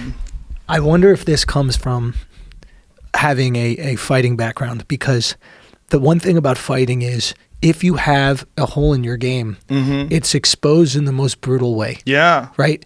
Everything else in life, you can ignore the holes in your game. Yep. You can just be like, oh, I'm not a bad storyteller. They were just busy. I concentrate on my strengths. Yeah. Yeah. Boxing or fight, whatever it is. It's Yeah. just like, I better keep my hand up. Yep. You better patch up those holes, bitch. Maybe that's what it is with stand-up. Yeah, I think that's what it is with me. That's my formula. I mean, I don't recommend it to everybody because everybody doesn't have the same personality. Like you might not have those same deficiencies. Like it actually might be psychologically damaging to some people to get as high as I get. You know, like it might fuck with your head too much where you don't come back from it. I come back like a nicer person, but I'm in the same throes of fucking agony that a lot of people are when they get too high. So you're purposely fucking yourself. Shocking my system. Yeah. I purposely freak myself the fuck out. Yeah. And you don't think you'd be able to create without it? Oh, I definitely could. But not as good. I don't know if I can as good, but I know it works. I like doing it. I like doing it because I always benefit from it. I feel like I come back from those little paranoid journeys like a little bit of a better person. And I think it's been responsible, along with other psychedelics and becoming a father, all those things, maybe a better person, maybe a nicer person, maybe more compassionate, more understanding, more friendly. Yeah, more understanding is the big one. More just, I get it. I don't want to be confident all the time. I don't want to always be successful. Like You know what I mean? It's just like there are people listening right now that like that's all they want, but they haven't experienced the other side of the coin. Yeah. Do you know what I'm saying? But when people get too confident and then they have an audience, right? If you have an audience, that's part of the problem is, and we've all seen this, when comics become really successful, they work to their own crowd and they don't do sets. Yeah. They don't do a set like I'll do at the store and you'll do where there's like 10 people on the lineup. Right. And they might be there to see Dalia. Yeah. They might be there to see fucking Eliza. They might not be there to see me at all. Right. But I want to hit those motherfuckers. Yes. I want to hit them hard. And they want to go, oh, look at this meathead. You know, look at this fucking chimp-looking dude. What's he going to say? You're like, you can't be smart and funny. You can't be interesting. Whatever their biases is, I got to figure out a way to soothe that over. And the best way to do that is you got to perform in hostile environments occasionally. Yep. You know? This is all so critical, man. Yeah. So critical. Have good openers. Like Killers. I bring murderers with me on the road. Only way to do it. I bring Joey Diaz on the road with me, man. I brought Joey Diaz on the road for years. I would tell people, they would get white in the face. They'd be like, what? Who opened for you in Dallas? Oh, Diaz did. Joey Diaz? They would get nervous. Like, you brought Joey Diaz in front of 6,000 people? Joey Diaz opened for you? Yeah. And you ain't seen murderer. You ain't seen real murder. You've seen Joey Diaz at the Chicago theater in front of 3,700 people, and the fucking lights are dimming. Like the lights are. He's fucking crushing so hard, people are falling down. They're in pain. In pain. Yeah, you've never seen him live? Never seen him live. Dude. I've really wanted to when I was in LA I'll last set it time. up. How long are you in town for? I got to go tomorrow. You leaving tomorrow? Yeah. Is he around tonight? I'll find out. I would love to. He might be doing a set at the store tonight. I'll ask him. Man, there was. He's the GOAT, in my opinion. Really? Yep. Whoa. I never seen anybody funnier. Whoa. He might not be the best writer. He might not have the most consistently crafted hours, but in terms of the highest highs, that motherfucker breaks through the magnetosphere and he wiggles out into the outer atmosphere of space like no one. He hits these highs where like comics are crying, like holding your stomach crying, and he's screaming and yelling, and it's like you ain't seen nothing like it, man. He was on stage. I put it on my Instagram the other day. He crushed so hard, and I can't even say what he was talking about. Wow. I don't want to butcher it, but he crushes so hard, and with such controversial material. So unapologetic. Good. Push. Yeah. And at one point in time, people were like, what the fuck? He goes, what do you want from me? I'm almost dead. You think I give a fuck? and people were dying. I mean, dying. I don't think there's ever been a person fun. I've seen everybody, dude. I've seen everybody. From Rock to Chappelle to Louis C.K. I watched Sam Kinison when he was alive. I saw Bill Hicks when he was alive. I opened up, I had to follow Pryor when he was dying, like for 5 weeks in a row. But I saw Pryor live. I've seen everybody live. I saw Martin Lawrence when he was in his prime. People forget how funny Martin Lawrence was. He was destroyed. I saw him back when he was wearing leather jumpsuits. He would go on stage don't realize, man. V-neck leather jumpsuits and smash, and I would have to go on after him. But I never saw anybody like Joey. Joey's on another level. Who's your toughest follow?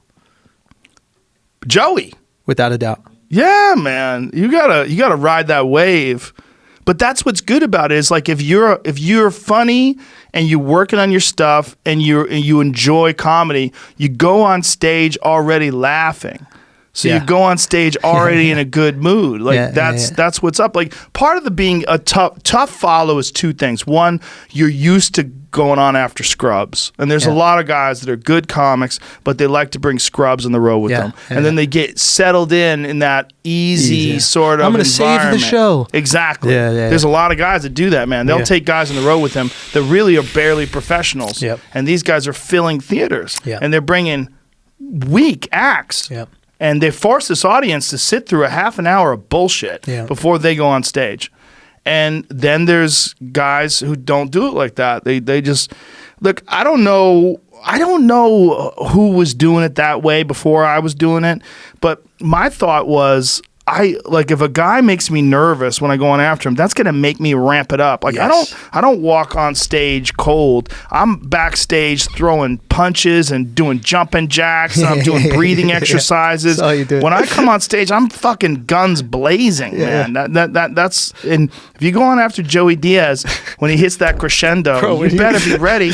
Bro, when you came into the store, I remember I was about to ask you something, and you were on the wall, and then you just folded in half and touched your toes, and I was like, what the fuck is going? I could barely touch my ankles. But I was like, all right, this is ritual. I'm gonna let him do his thing before he gets I loosen up. Yeah, I get loose, and I figured out that over time, you can just walk on stage and everything will be fine. Yeah. Or you walk on stage with you got some intention. Yeah. Sometimes I got to remind myself of certain things to get up there. And the most important thing I learned is reminding myself that this crowd wasn't at the last show. Yeah. Like sometimes you can take that energy from the early show and when you're just bodying it and you're like, oh, I got this. Let's go. Let's just walk right in. They weren't there. They didn't see you kill. Can't do that. Can't Run do it that. back. Yeah. You know? You gotta always appreciate the audience's attention span. And that's something that I've really learned from Boston. In Boston, it's cold as fuck. The women aren't the prettiest in the world. Yeah. And people are angry. Yeah. And they got to work in the morning. You better be ready on Tuesday night. I did this thing, and it never got picked up, but I put it out as part of this series. Essentially, it's like I emulated Bourdain's thing. I wanted to look at a city through the lens of comedy instead of food, right? And the first city I picked was Boston because all my favorite comics are from Boston. And I'm like, why the fuck has this city produced so much funny? What Savage is it? immigrant people. Is that it? Yeah. So they but landed there. No matter what type of funny. Yeah. Patrice O'Neal's my goat, right? Yep. So it's like, but Patrice, he's one of the goats for sure. You can do Bill Burr one-liners. Yep. Burr, whatever. Stephen Wright. Stephen Wright. Yeah. Do you know what I mean? Conan is from the area type of thing. We're talking about all different types of comedy. Mm-hmm. Silverman's, I think, from New Hampshire or something like that, right? But there's something about the region that no matter what style you see, you're funny. Come from here. Yeah. Where you're from? Area? What part is it? Newton. Boston. You're actually So I started in Boston. I knew you started there, but I didn't know if you were from the city or one of the outskirts. I was born in New Jersey, but I lived all throughout my high school years and everything. I lived in Boston. So it's like, what the fuck is it about this city? Or this it's cold. Area? It's cold as fuck.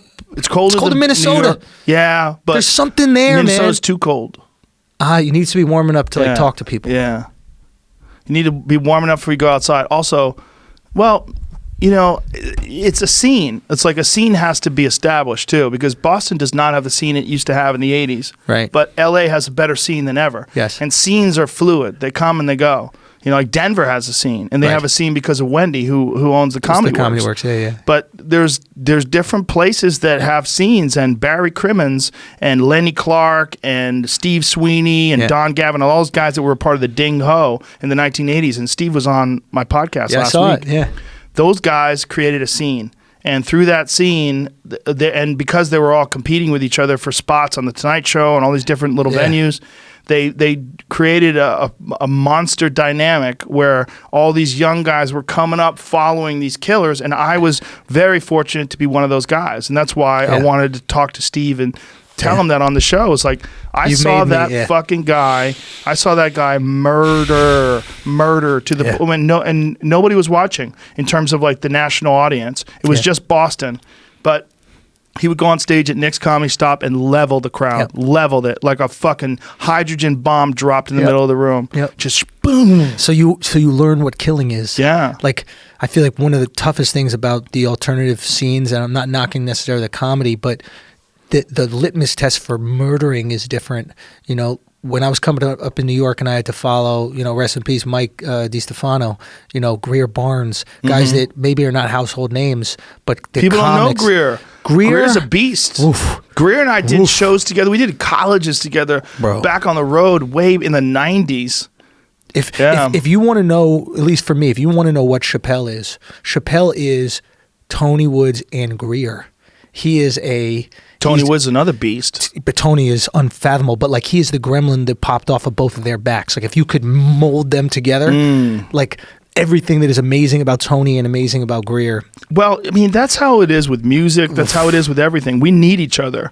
You know, that's why when I see a guy like you coming up, I'm like, ooh, good. Thank you. I'm happy you're around. I like it. I like comedy. Yeah. If I stop doing comedy tomorrow, I want more comedy to watch. Yeah. I love laughing. Yeah. That's why I tell you, I sit down and watch Joey Diaz. I fucking love comedy. Yeah. You know? Yeah. But the thing about Joey is Joey has new material all the fucking time. You go see Joey now and you see him 4 months from now, you'll see a whole new set. Yeah, I got to see Joey while I'm out here. He's the best, man. I'm Let me telling know you. if he's doing a You spot. watch him, Yeah. I'm going to try to see if he's...